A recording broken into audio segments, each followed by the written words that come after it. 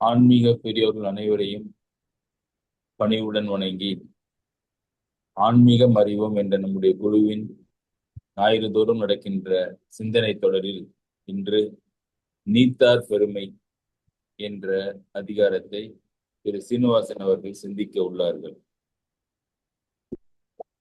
திருக்குறளினுடைய அமைப்பிலேயே இறைவணக்கத்திற்கு அடுத்தது இயற்கை, இயற்கையை அடுத்தது நீத்தார் பெருமை என்று மன அடக்கத்திற்கும் புலனடக்கத்திற்கும் உரிய தவசிகளினுடைய பெருமையை கூறுவது சரியான முறை என்று திருவள்ளுவர் நினைப்பது. நீத்தார் பெருமையை சொல்லாமலேயே நாம் தெரிந்து கொள்ளலாம். அத்தகைய முக்கிய அதிகாரத்தை நமக்கு இன்று நம்மிடையே இன்று சிந்திக்க திரு சீனிவாசன் அவர்கள் எழுந்தருளியுள்ளது நமக்கு பெரும் பாக்கியமே. அன்னாருக்கு நன்றி சொல்லி சிந்தனையை தொடங்குவதற்கு முன் நமது ஐயா வெங்கட சுப்பிரமணியம் அவர்களை இறை வணக்கத்திற்கு அன்புடன் அழைக்கின்றேன். கருணை தெய்வமே கற்பகமே, கருணை தெய்வமே கற்பகமே, காண வேண்டும் உந்தன் பொற்பதமே கருணை தெய்வமே கற்பகமே. ஒரு துணையாக என் உள்ளத்தில் அமர்ந்தாய், ஒரு துணையாக என் உள்ளத்தில் அமர்ந்தாய், உனையன்றி வேறு யாரோ தாய், உனையன்றி வேறு யாரோ தாய், கருணை தெய்வமே கற்பகமே, காண வேண்டும் உந்தன் பொற்பதமே கருணை தெய்வமே கற்பகமே. ஆனந்த வாழ்வு அளித்திடல் வேண்டும், ஆனந்த வாழ்வு அளித்திடல் வேண்டும், அன்னையேயல் மேல் இறங்கிடல் வேண்டும், அன்னையேயல் மேல் இறங்கிட வேண்டும், நாளும் உன்னை தொழுதிடல் வேண்டும், நாளும் உன்னை தொழுதிடல் வேண்டும், நலமுடன் வாழ அருளல் வேண்டும், நலமுடன் வாழ அருளல் வேண்டும், கருணை தெய்வமே கற்பகமே, காண வேண்டும் உந்தன் பொற்பதமே கருணை தெய்வமே கற்பகமே கற்பகமே கற்பகமே. சிந்து பைரவி என்ற ராகத்திலே ஆதித்தாளத்திலே மதுரை ஸ்ரீனிவாசன் என்கிற வித்வானால் இயற்றப்பட்ட மயிலை கற்பகாம்பாள் மேல எழுதிய ஒரு இன்னிசை கேட்டோம். நன்றி. நன்றி ஐயா. Over to mister Srinivasan.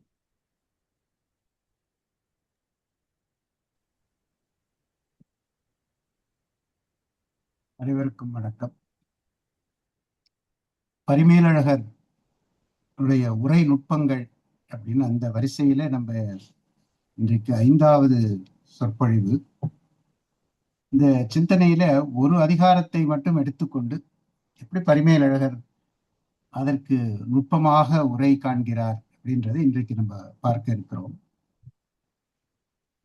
பரிமேலழகருடைய உரை சிறப்ப பல வாரங்களாக நம்ம சிந்தித்தோம். இப்படி காரண காரிய தொடர்பு அதை காட்டுவது, அப்புறம் ஒரு அதிகாரத்துக்கு 10 குறள் இருந்தா அந்த 10 குறள்களுக்கும் இருக்கிற தொடர்பு என்ன என்று காட்டுவது, அது ரொம்ப முக்கியமானது. அதுதான் இப்ப நம்ம பார்க்கிற திருக்குறள் தெளிவுரையில எல்லாம் அந்த தொடர்பு பற்றி எந்த விவரமும் இருக்காது. 10 குறள் குறட்பாக்களை ஏன் வைத்தார், ஒரு தலைப்புக்கும் ஏன் 10 குறட்பாக்கள் வைத்திருக்கிறார், அதுக்குள்ள என்ன தொடர்பு அப்படின்னு நம்ம சிந்திப்பதற்கு இப்ப இருக்கிற தெளிவுரையில எல்லாம் ஒரு விளக்கம் இருக்காது. ஆனா பரிமேலழகருடைய உரையில அதை பார்க்கலாம். அது ஒண்ணு. ரெண்டாவது, இந்த அதிகார வைப்பு முறை அப்படின்னு இருக்கு. இந்த அதிகாரம் ஏன் இந்த இடத்துல வந்தது அப்படின்ற சிந்தனையும் கேள்வி பெரும்பாலும் நம்ம எழுப்புறது இல்லை திருக்குறளை படிக்கிறப்போ. அது ஏதோ வரிசை இந்த வரிசையில இருக்கு அப்படின்னு அந்த வரிசையில அப்படியே படிச்சுக்கிட்டே போறோம். ஏன் இந்த வரிசையில இருக்கு, ஏன் இந்த இடத்துல இந்த அதிகாரம், இந்த தலைப்பு ஏன் இந்த இடத்துல வருது அப்படின்னு ஒரு சிந்திக்கிறது. இதுல இருந்தா ரொம்ப அந்த கிரிட்டிக்கல் திங்கிங் அப்படின்னு ரொம்ப ஆராய்ச்சி மனப்பான்மையோட பாக்குறது அதுக்கு ரொம்ப முக்கியமாக அமைந்திருக்கு. வெறும் திருக்குறளை மட்டும் படிச்சா ரொம்ப மேலோட்டமா படிச்சுக்கிட்டே போயிடலாம். ஏன்னா நம்ம ரொம்ப அர்த்தத்தை ரொம்ப ஆழ்ந்து பார்க்க மாட்டோம். ஆனா பரிமேலழகருடைய உரையை படிக்க ஆரம்பிச்சா, அதோட திருக்குறளை பார்க்க ஆரம்பிச்சா, நம்மளுக்குள்ள நிறைய தானா கேள்விகள் எல்லாம் எழும். ஐயோ, இவ்வளவு விஷயங்கள் நம்ம கவனிக்காம இருந்திருக்கோமா அப்படின்னு தோணும். அதனால இந்த உரை எவ்வளவு ஆழமாக செல்வதனால இதை மேலோட்டமாக படிக்கவும் முடியாது. படிக்க ஆரம்பிச்சாலே நம்மளை அறியாமையே நம்மளுடைய மனம் ஒரு இந்த ஹோலிஸ்டிக் பெர்ஸ்பெக்டிவ் அப்படின்னு சொல்லுவாங்க, முழுமையான பார்வை, அதை தேடி நம்ம அறிவு செல்லும். அப்படி அவர் அமைத்திருக்கிறார். அதைத்தான் நம்ம நிறைய உதாரணங்களோட எல்லாம் போன வகுப்புல பார்த்தோம். இன்றைக்கு இந்த ஒரு அதிகாரத்தை மட்டும் எடுத்துக்கொண்டு அதுக்கே 1 மணி நேரம் பத்தாது. ஏன்னா அந்த அளவுக்கு அவ்வளவு ஆழமாக இந்த அதிகாரத்துக்கு அவர் உரை எழுதியிருக்கிறார். அதை நம்ம இன்றைக்கு ஓரளவு இந்த நமக்கு இருக்கிற இந்த 1 மணி நேர அவகாசத்துல ஓரளவு அதை பார்ப்போம். முதல்ல இது எந்த இடத்துல வருகிறது இந்த அதிகாரம் அப்படின்னு பார்த்தா, திருக்குறளுக்கு பாயிரம் அப்படின்னு இருக்கு. பாயிரம்ன்றது இந்த காலத்துல பார்த்தா அந்த முகவுரை, ஆசிரியரே தருகிற ஒரு முகவுரை. இந்த ஆசிரியர் தருகிற முன்னுரை ரொம்ப முக்கியமானது எப்பவுமே. அது வெறும் தத்துவ நூலுக்குன்னு இல்லை, ஒரு கதை இருந்தா கூட, ஒரு நாவல் அப்படின்னு எடுத்துக்கொண்டா கூட, அந்த நாவலுக்கு அந்த ஆசிரியர் எழுதுகிற முன்னுரை. நம்ம தமிழ் நாவல் இலக்கியத்திலே பாத்தீங்கன்னா ஜெயகாந்தனுடைய கதையில எல்லாம் அந்த கதையை படிக்கிறதுல இருக்கிற சுவாரஸ்யம் அவரு அந்த நாவலுக்கு எழுதின முன்னுரையிலே இருக்கும். முன்னுரையில அத்தனை விஷயங்களை அவர் அவ்வளவு அழகா கொண்டு வந்திருப்பார். அது மாதிரி அந்த பாயிரம்ன்றது ரொம்ப முக்கியமான விஷயம். அதுல அந்த ஆசிரியருடைய உள்ளம் முழுமையாக வெளிப்படும் அப்படிம்பாங்க பாயிரத்துல. பாயிரம் அல்லது பனுவல் இன்றே அப்படின்னு ஒரு பழமொழி. பாயிரம் இல்லைன்னா அது ஒரு நூல் அப்படின்றதுக்கு அதோடைய முழுமை பெறாது அந்த நூல் அப்படின்னு. திருவள்ளுவர் என்ன பண்ணார், தனியா பாயிரத்துக்குன்னு ஒரு பாட்டை அவர் பாடல. அவருடைய முதல் 4 அதிகாரம், திருக்குறள் இருக்க முதல் 4 அதிகாரமே ஒரு பாயிரம், ஒரு முகவுரை மாதிரி இருக்கு. அந்த முகவுரையிலேயே அவர் ஒரு செய்தியை நமக்கு சொல்லுகிறார், முக்கியமான செய்திகளை சொல்லுகிறார்ன்றதான் பரிமேலழகர் எடுத்து காட்டுகிறார். எல்லாருக்கும் தெரிஞ்சது, ஒண்ணு கடவுள் வாழ்த்து, 2வது வான் சிறப்பு, 3வது இந்த நீத்தார் பெருமை, 4வது அரண் வலியுறுத்தல் அப்படின்னு 4 அதிகாரங்கள் தான் திருக்குறளுக்கு முகவுரை மாதிரி இருக்கு. அது ஏன் இந்த 4 அதிகாரங்களை வைத்தார் அப்படின்றதுக்கு பரிமேலழகர் ஒரு அதிகாரத்துக்கும் ஒரு சின்ன முகவுரை ஒண்ணு இவர் எழுதுவார். அதுக்கு உரைப்பாயிரம் அப்படின்னு பேரு. இவர் உரையில இவர் தருகிற முன்னுரை. பொதுவா இந்த நூலுக்குன்னு ஒரு முகவரை எழுதியிருப்பார், சின்னதா உரைப்பாயிரம் அப்படின்னு. பரிமேலுடைய உரைப்பாயிரம்னு ஒரு 2 பக்கத்துக்கு தான் வரும். அது ஒரு முகவரை பரிமேலழகர் எழுதியிருப்பாரு. அது நிறைய பேர் அதை இப்ப புதுசா வருகிற பரிமேலழகர் நூல்ல எல்லாம் அந்த உரைப்பாயிரத்தையே போடுறது இல்லை, 2 பக்கம் தான் இருக்கு. அதை ஏதோ காரணத்தினால அதை விட்டுடுறாங்க. அது தவிர ஒரு அதிகாரத்துக்கும் ஒரு 2 வரியில 3 வரியில இல்ல ஒரு வரியில ஒரு சின்ன முகவுரை ஒண்ணு தருவார். அதுக்கப்புறம் தான் அந்த உரைக்குள்ள போவார். அது மாதிரி இந்த முதல்ல திருக்குறள்ல இருக்க முதல் 4 அதிகாரங்கள், அதுக்கு பரிமேலழகர் தருகிற இந்த பாயிரம், அதை தொகுத்து பார்த்தாலே திருவள்ளுவர் என்ன காரணத்துக்காக திருக்குறளையே இயற்றினார், அதிலே முக்கியமா இந்த பாயிரத்துல ஏன் இந்த 4 அதிகாரங்களை வைத்தார் அப்படின்னு நமக்கு ஒரு செய்தி புலப்படும். முதல்ல கடவுள் வாழ்த்து. அது கடவுள் வாழ்த்துக்கு இவர் தருகிற முகவுரை, பரிமேலழகர் தருகிற முகவுரை. அது 2 விதமா இருக்கு கடவுள் வாழ்த்துன்றது பொதுவா தமிழ் இலக்கியத்துல. ஒண்ணு வழிபடு கடவுளை அல்லது ஏற்புடை கடவுளை வணங்குதல் அப்படின்னு. அவரவர்களுக்கு ஒரு இஷ்ட தெய்வம்னு ஒண்ணு இருக்கும். அந்த இஷ்ட தெய்வத்தை வணங்கிவிட்டு ஒரு நூலை துவக்குவார்கள். அப்புறம் பொதுவா விநாயகப் பெருமானை வணங்குவது ஒரு வழக்கம், விநாயகப் பெருமான். ஆனா அந்த விநாயகப் பெருமானுக்கு செய்கிற வணக்கத்திலேயே ஒரு நூலுடைய வணக்கம் ஒரு மாதிரி இருக்கும். அப்ப அதுல இருந்தே இந்த நூலுக்கு இந்த தன்மைக்கு, அதுதான் ஏற்புடை கடவுள், இதுல சொல்லப்படுகிற விஷயத்துக்கு ஏற்ற மாதிரி அந்த கடவுள் வாழ்த்து இருக்க வேண்டும். அப்படி ஒரு மரபு தமிழ் நூல்கள்ல அப்படி ஒரு மரபு உண்டு. அது மாதிரி இப்ப திருவள்ளுவர் சொன்ன இந்த கடவுள் வாழ்த்து அது எப்படிப்பட்டது? அவருக்கு இஷ்ட தெய்வம் என்ன நமக்கு தெரியாது. அவருடைய அந்த வழிபடு கடவுள் அதை பற்றி அவர் ஒன்றும் நம்மளுக்கு குறிப்பு தெரியாது. அதனால அந்த வழிபடு கடவுளை பற்றி அவர் சொல்லல. அப்ப ஏற்புடை கடவுளை பற்றி சொல்லியிருக்கிறார். ஏற்புடை கடவுள்னா அவர் இந்த நூலில் சொல்ல வந்த கருத்துக்கு பொருத்தமான கடவுள் அப்படின்னு அர்த்தம். அப்ப இந்த நூலுக்கு பொருத்தமான கடவுள் அப்படின்னா அது யார் அப்படின்னு ஒரு கேள்வி எழுப்பிக் கொண்டு அதற்கு பதில் தருகிறார்.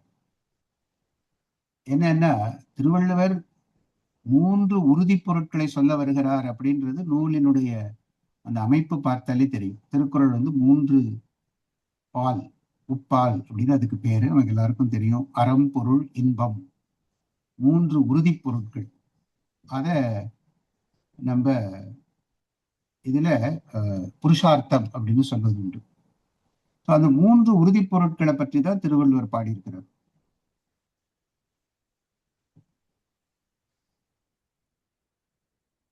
அப்ப வீடு பேருன்றது 4வது உறுதிப்பொருள். அந்த 4வது உறுதிப்பொருள் பத்தி அவர் பாடல. அது ஏன் பாடல அப்படின்றது நூலோட உரைப்பாயிரத்துல அவர் திருக்குறளை பற்றி உரை எழுத ஆரம்பிக்கிறப்ப சொல்லிட்டார் பரிமேலழகர். நம்ம இப்ப அந்த விஷயத்துக்கு போக வேண்டாம்.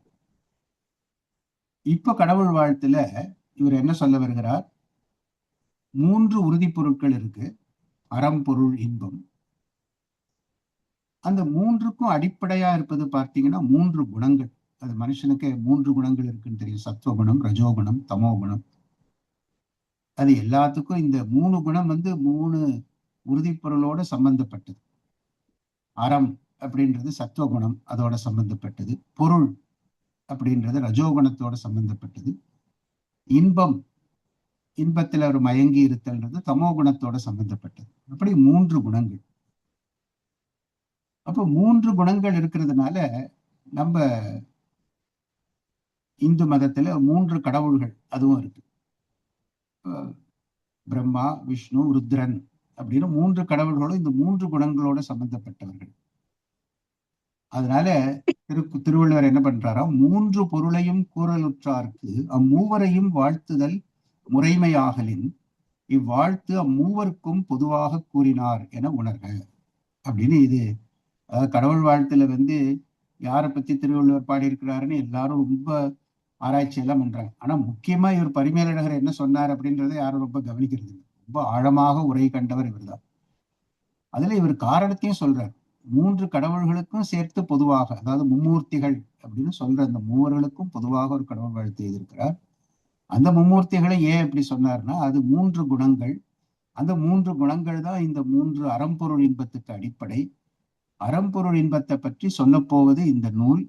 அதனால இது அந்த நூலுக்கு ஏற்புடை கடவுளை வாழ்த்துதல் அப்படின்னு இவ்வளவு விளக்கம் கொடுக்கிறார்.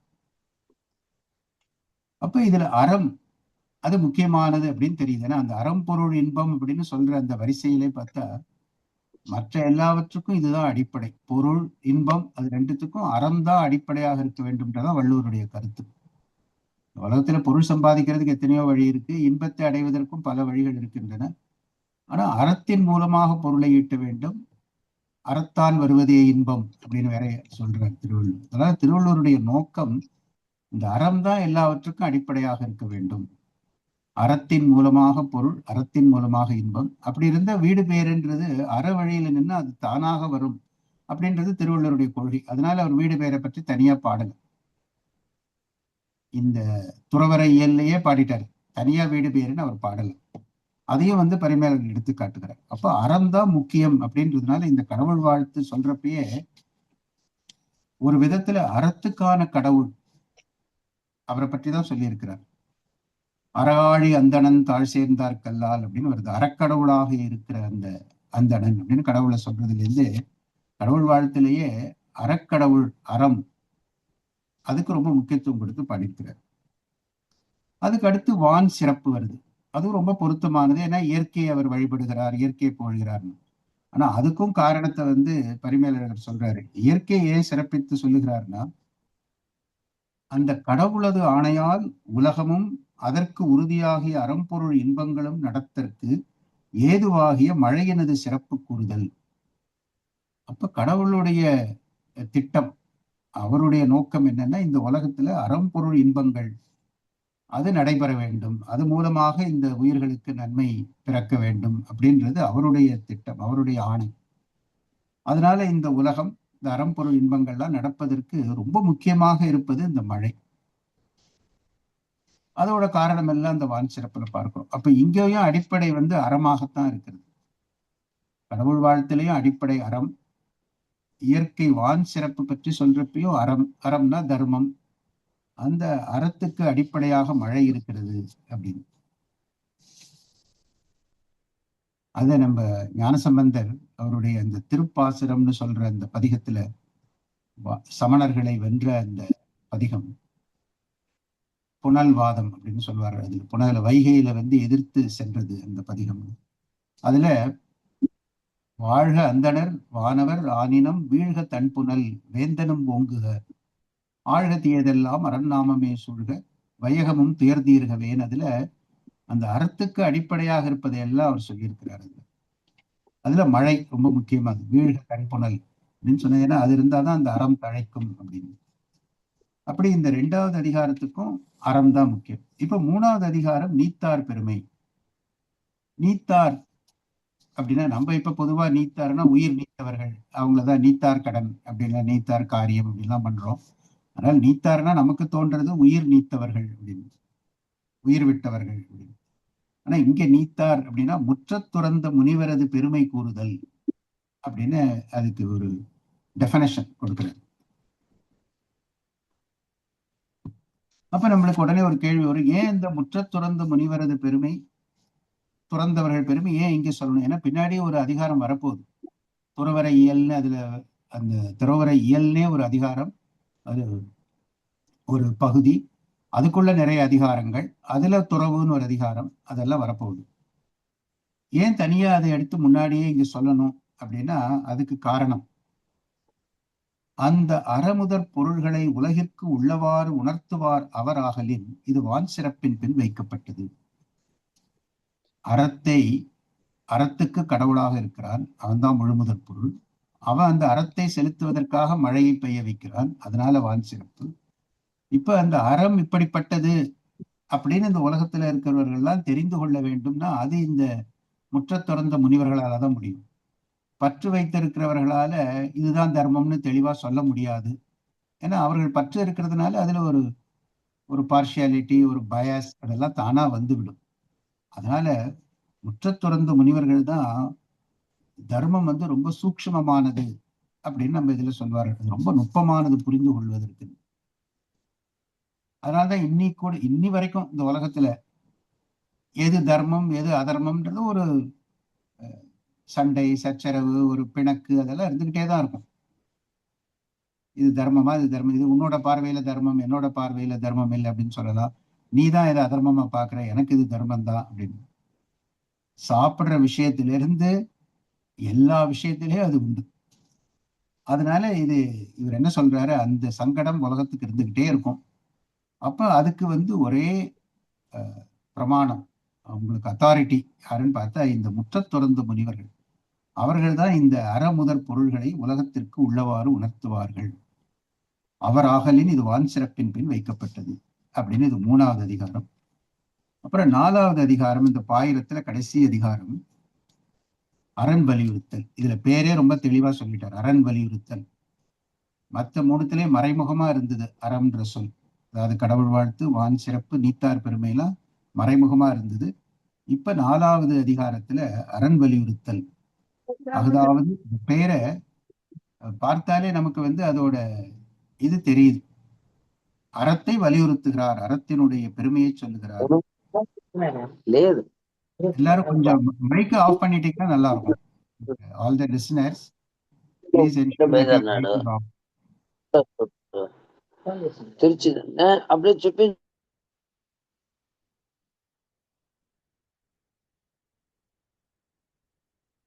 இப்ப 4வது அதிகாரம் அரண் வலியுறுத்தல். அதுக்கு என்ன விளக்கம் கொடுக்கிறாரு?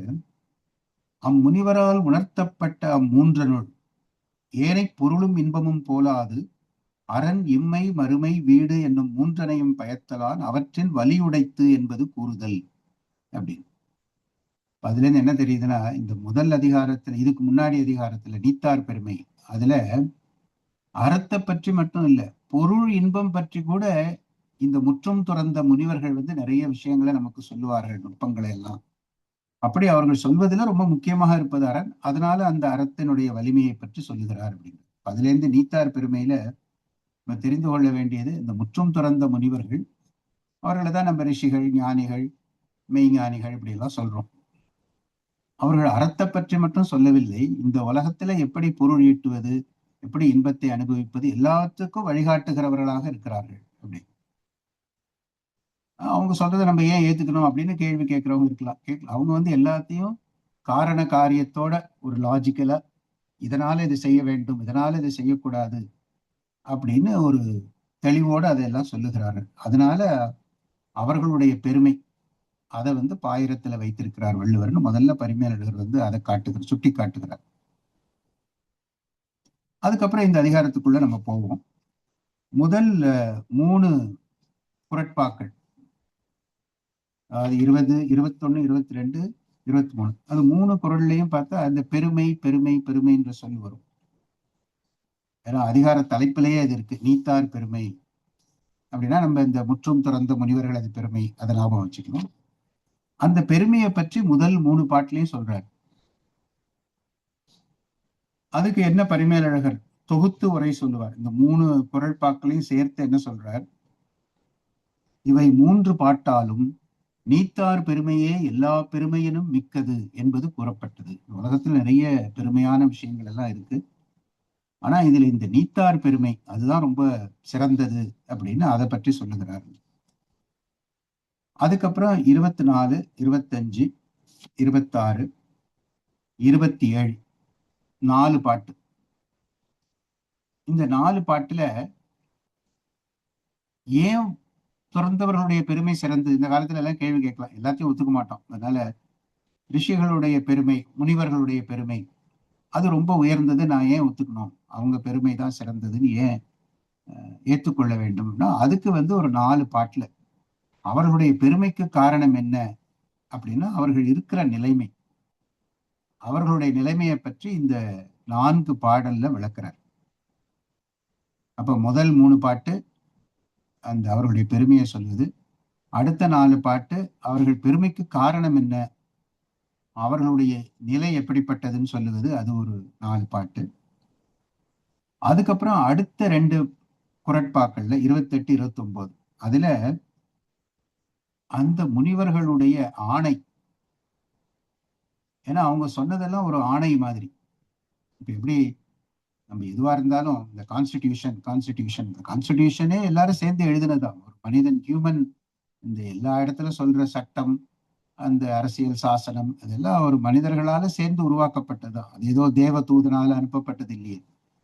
ஆனா அதை நம்ம நம்புறோம், ஏன்னா அது ரொம்ப உயர்ந்த பண்பும் அறிவும் உடையவர்கள் சேர்ந்து அவர்கள் எல்லாம் உருவாக்கினார்கள். அதுதான் நம்மளுக்கு அப்போ எல்லாவற்றுக்கும் அடிப்படையாக இருக்க வேண்டும் இந்த காலத்துல நம்புறோம். அந்த மாதிரி இந்த முனிவர்கள் சொன்னதுதான் அது ஆணை, அது ஆணை போல நம்ம பார்க்க வேண்டும் அப்படின்னு ஒரு 2 பாட்டுல சொல்றாரு. அப்புறம் கடைசி பாட்டுல அந்த முனிவர்களுக்கு இருக்கிற ஒரு முக்கியமான குணம் என்னன்னா, அவர்கள் இந்த மாதிரி ஆணையெல்லாம் போடுறாங்களே, அவங்க யாரு, அவங்களுக்கு என்ன தகுதி, ஏன் இந்த மாதிரி ஆணையெல்லாம் அவர்கள் செய்கிறார்கள்? ஆணை போடணும், அவங்க கட்டளை இடுகிறது, ஆணைனா கட்டளை, அவங்க கட்டளைப்படிதான் எல்லாம் நடக்கணுமா அப்படின்னு கேட்டா, இது எல்லாம் அவர்கள் ஏன் செய்தாருன்னா உயிர்கள் மேல ரொம்ப அருளுடையவர்களாக அவர்கள் இருக்கிறார்கள் அந்த முற்றும் துறந்த முனிவர்கள் அப்படின்னு கடைசி அந்த 30வது குறள்ல அவர்கள் அருளுடையவர்கள், உயிர்கள் மேல அருளுடையவர்கள், அதனால அவர்களுடைய ஆணைக்கு மதிப்பு கொடுக்க வேண்டும்.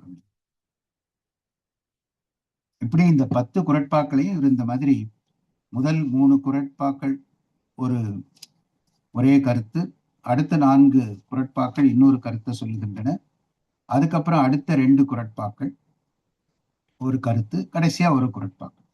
ஸோ 3, 4, அப்புறம் 2, அப்புறம் 1, இப்படி இந்த குறட்பாக்களை பார்த்து கொண்டா நமக்கு இது 10 குறளா அப்படின்னு மலைக்க வேண்டியதில்லை. இதுதான் சொல்ல வருகிறார் வள்ளுவர்னு முதல்லயே நம்ம பரிமேலர்கள் தெளிவுபடுத்துகிறார்.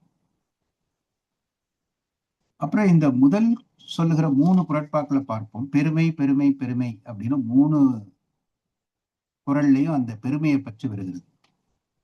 ஒழுக்கத்து நீத்தார் பெருமை விழுப்பத்து வேண்டும் பனுவல் துணிவு, அது முதல் குறள். துறந்தார் பெருமை துணைக்கூறின் வையத்து இறந்தாரை எண்ணிக்கொண்டற்று, அது 2வது குறள். இருமை வகைதறிந்து ஈண்டு அறம் பூண்டார் பெருமை பரங்கிற்று உலகு அப்படின்னு 3 குறள். அதாவது வள்ளுவர் ஒரே விஷயத்தை சொன்னாலும் ஒரு தடவையும் அதுல ஒரு புது பரிமாணம் அப்படிதான் சொல்லுவார். இந்த மாதிரி பொதுவா ஒரு பாட்டுல அது துறந்தவர்கள் ரொம்ப பெருமை வாய்ந்தவர்கள் அப்படின்னு சொல்லிட்டு ஒரு குறள்லயே சொல்லியிருக்கலாம். ஏன் 3 குறளா சொன்னாருன்னா 3த்துலயும் 3 ஒரு முக்கியமான பரிமாணங்கள், டிஃப்ரெண்ட் டைமென்ஷன்ஸ், அதெல்லாம் கொண்டு வரார் அப்படின்றத பரிமேலழகர் எடுத்து காட்டுறார். முதல்ல ஒழுக்கத்து நீத்தார் பெருமை அப்படின்ற சொல்லையே நம்ம ரொம்ப ஆழமா சிந்திக்கணும்.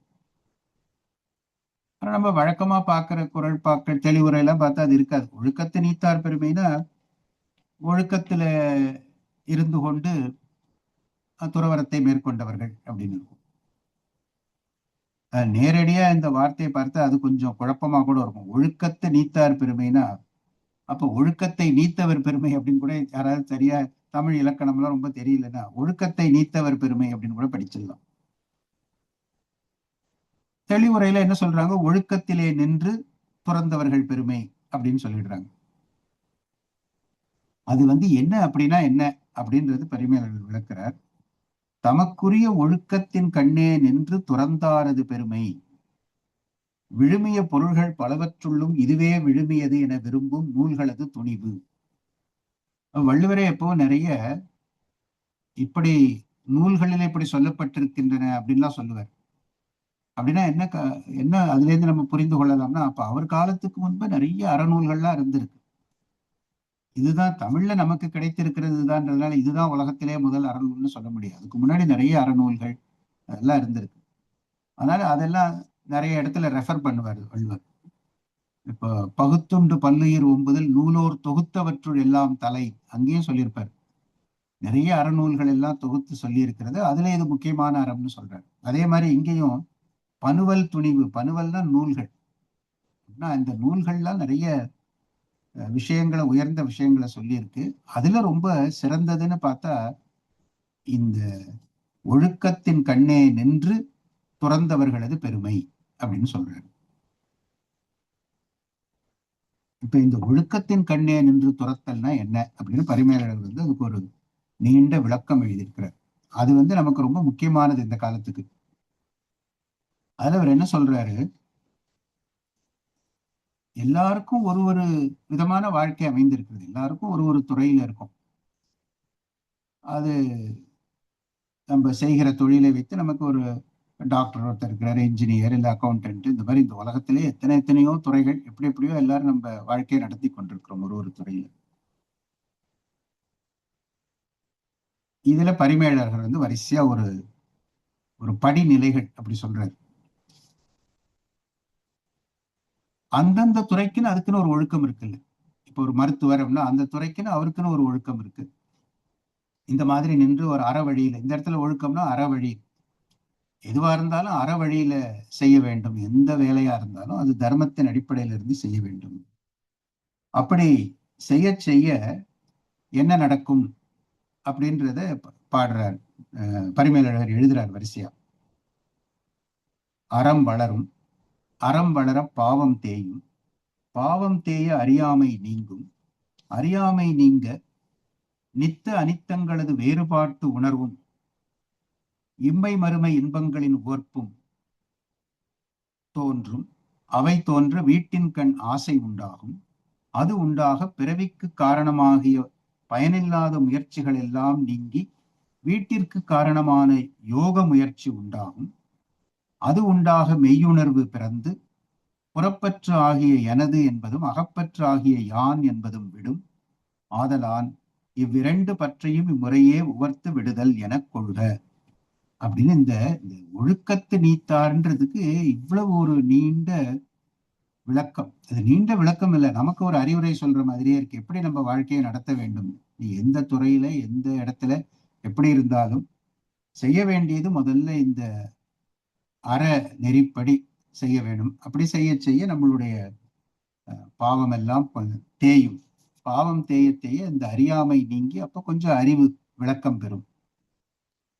அறிவு விளக்கம் பெற பெறத்தான் இந்த உலகத்துல நம்ம சுத்தி இருக்கிறதெல்லாம் இவ்வளவு நிலையாமை இருக்கே, எதுவுமே நிலைத்ததா இல்லை, எல்லாம் மாறிக்கொண்டே இருக்கிறதே அப்படின்னு ஒரு உணர்வு வரும். அந்த உணர்வு வந்தோன்னா அப்புறம் இந்த இன்ப துன்பங்கள் மேல இன்பம் வேண்டும் துன்பம் வேண்டாம் அப்படின்னு அது நினைக்கிறதெல்லாம் கொஞ்சம் குறையும். எல்லாம் நிறைய இன்பத்தையும் துன்பத்தையும் பார்த்துட்டோம், எல்லாம் ஒண்ணுதானே அப்படின்னு நினைக்கிற ஒரு நிலை வரும்.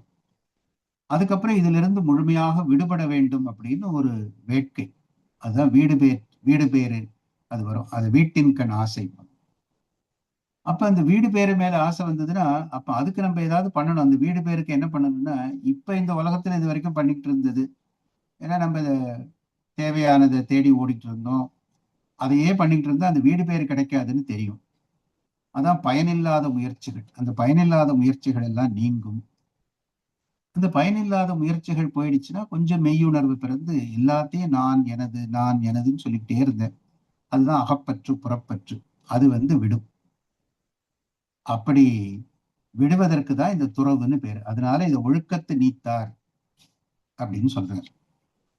அந்த ஒரு சொல்லல இந்த ஒழுக்கத்து நீத்தார்ன்றது எல்லாரும் பொதுவா ஒழுக்க நெறியிலிருந்து துறந்தவர்கள் அப்படின்னு சொல்றதுக்கு இவ்வளவு நீண்ட விளக்கம் கொடுக்கிறார். ஏன்னா இதுதான் நம்ம செல்ல வேண்டிய பாதை, இது எல்லாரும் செல்ல வேண்டிய பாதை. அப்படின்னு இது எல்லாரும் இந்த துரத்தல் அப்படின்றது எல்லாருக்கும் தேவையான ஒன்று.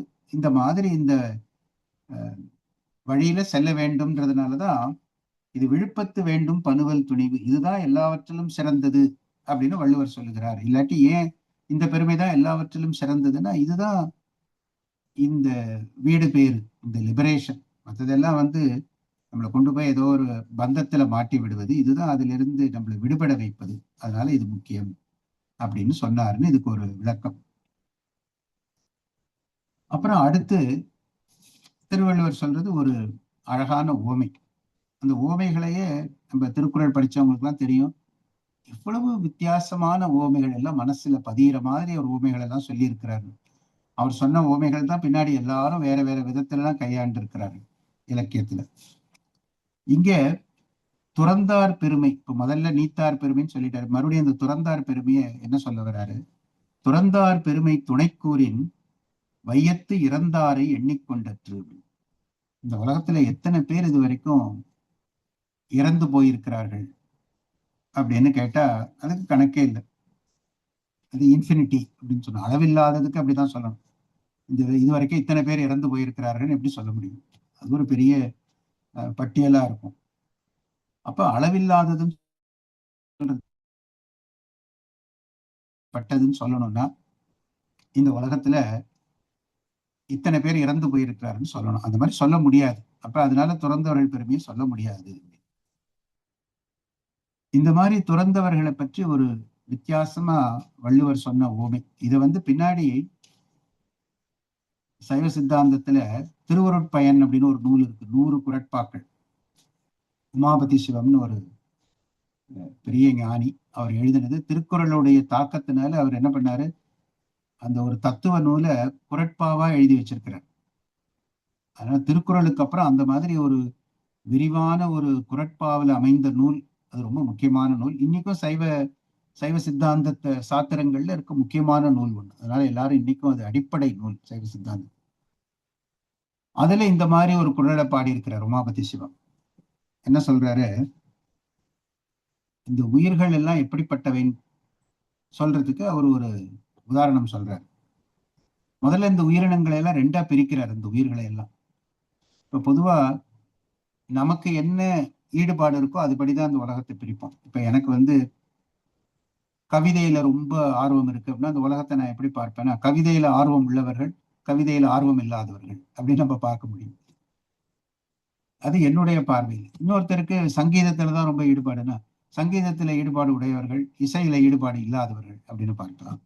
அது மாதிரி ஒருத்தருக்கு இயற்கை ரொம்ப பிடிச்சிருக்கு, அப்ப அவர் என்ன சொல்லுவாரு, இயற்கையை ரசிக்கிறவர்கள், இயற்கையை ரசிக்காதவர்கள், இப்படின்னு நம்ம சொல்லிட்டே போகலாம். அது மாதிரி இந்த உலகத்தை அவர் எப்படி பார்க்கிறார் உமாபதி சிவம், துறந்தோர் துறப்போர் அப்படின்னு சொல்றார். அதாவது துறந்தவர்கள் துறக்காதவர்கள் அப்படின்னு சொல்றாரு. அது உலகத்தையே துறவுன்றத ஒரு அடிப்படையா வைத்துக்கொண்டு பார்க்கணும். உலகத்துல இருக்கணும் ரெண்டு விதமா பார்க்கலாம். ஒண்ணு துறந்தவர்கள், இன்னொன்னு துறக்காதவர்கள். ஆனா அந்த துறக்காதவர்கள் சொல்றதுக்கு பதிலா அவர் வேற மாதிரி சொல்றாரு.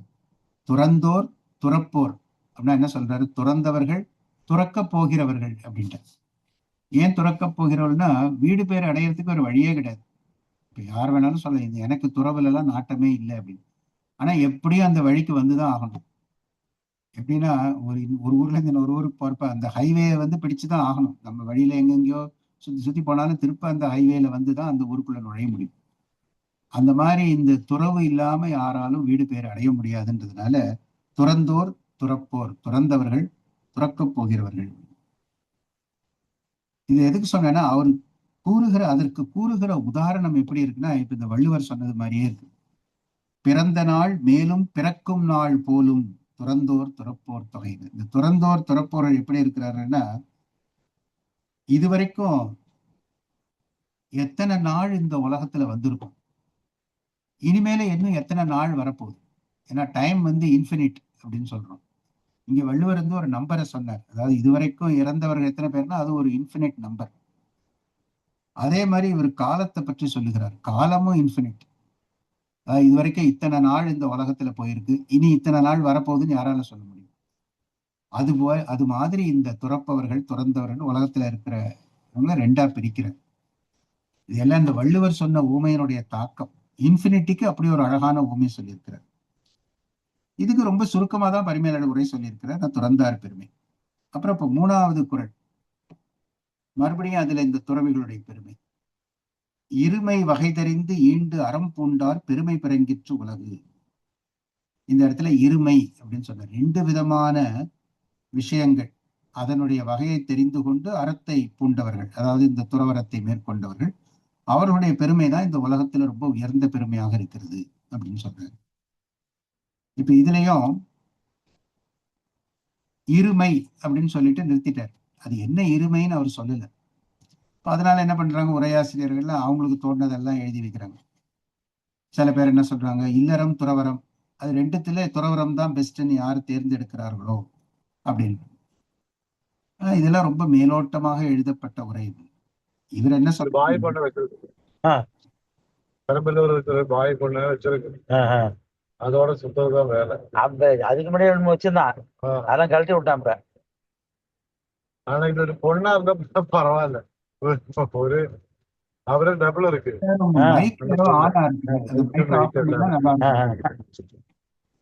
அந்த பொண்ணு பறந்து போட்டுட்டு வரும், வெறும் பொட்டு குத்திட்டு வரும். 2 பேரும் ஒட்டுக்கா டிராவலிங் பண்ணுவாங்க. இதுதான் அங்க வர்றது எல்லாம் சண்டை. வரக்கூடாது, போகக்கூடாது, பிசினஸ் பேசக்கூடாது. அவன் கேட்க மாட்டான். பொம்பளை இல்லாம இந்த வண்டியும் போக மாட்டான். யாராவது ஒரு ஆள் கூட இருக்கணும். இந்த வாசம் வேணும் அவருக்கு. ஆமா, அதே மாதிரிதான் ஏற்கனவே 2 வச்சிருந்தான். அதெல்லாம் என்ன உள்ளமா ஒரு பொம்பளை வச்சிருந்தான், அதெல்லாம் கல்வி விட்டான். அதுதான் ஃபுல்லா சுத்திட்டு இருந்தாரு கூட. எனக்கு தெரியல.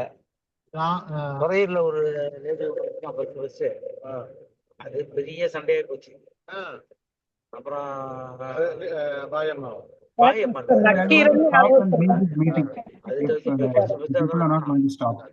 சண்டை ஆகி அப்புறம் தெரிஞ்சவன் புருஷன் தெரிஞ்சு பிரச்சனை ஆகி டைவர்ஸ் சொல்லி போச்சு. அது அப்புறம் இது பண்ணி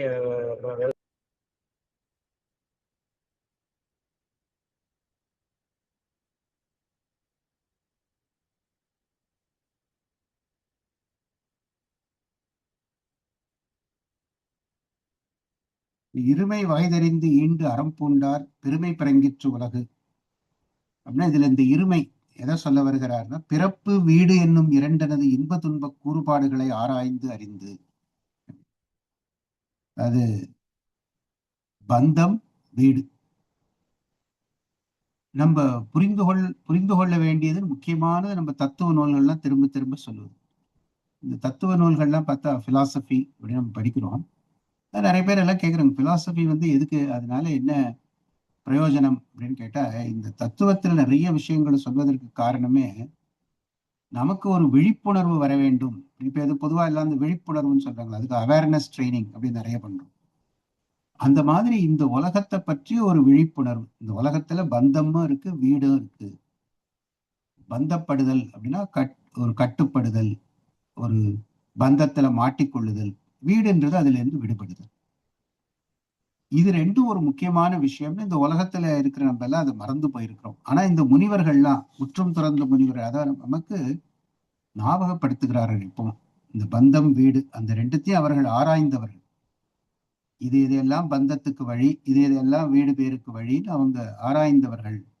அதனால அவர்களுடைய பெருமை உலகத்துல ரொம்ப சிறந்தது அப்படின்னு சொல்லி. இப்ப இந்த மூணு குறள் 21, 22, 23 இது மூணுத்திலேயே முதல்ல வள்ளுவர் முற்றும் துறந்த முனிவரது பெருமை அதை சொல்லிட்டார். இப்ப அடுத்து நமக்கு வர கேள்வி இந்த பெருமைக்கு என்ன காரணம்? இந்த பெருமை அப்ப அவர்களுக்கு ஏதோ ஒரு சிறப்பு இருக்குன்னா, இப்ப உலகத்திலே ஒருத்தர் ரொம்ப புகழ்றோம் அப்படின்னா அந்த புகழ்ச்சிக்கு காரணமா ஏதாவது அவருடைய சாதனை இல்லாத அவருடைய இயல்பு, அவருடைய குணம் ஏதாவது இருக்கணும்.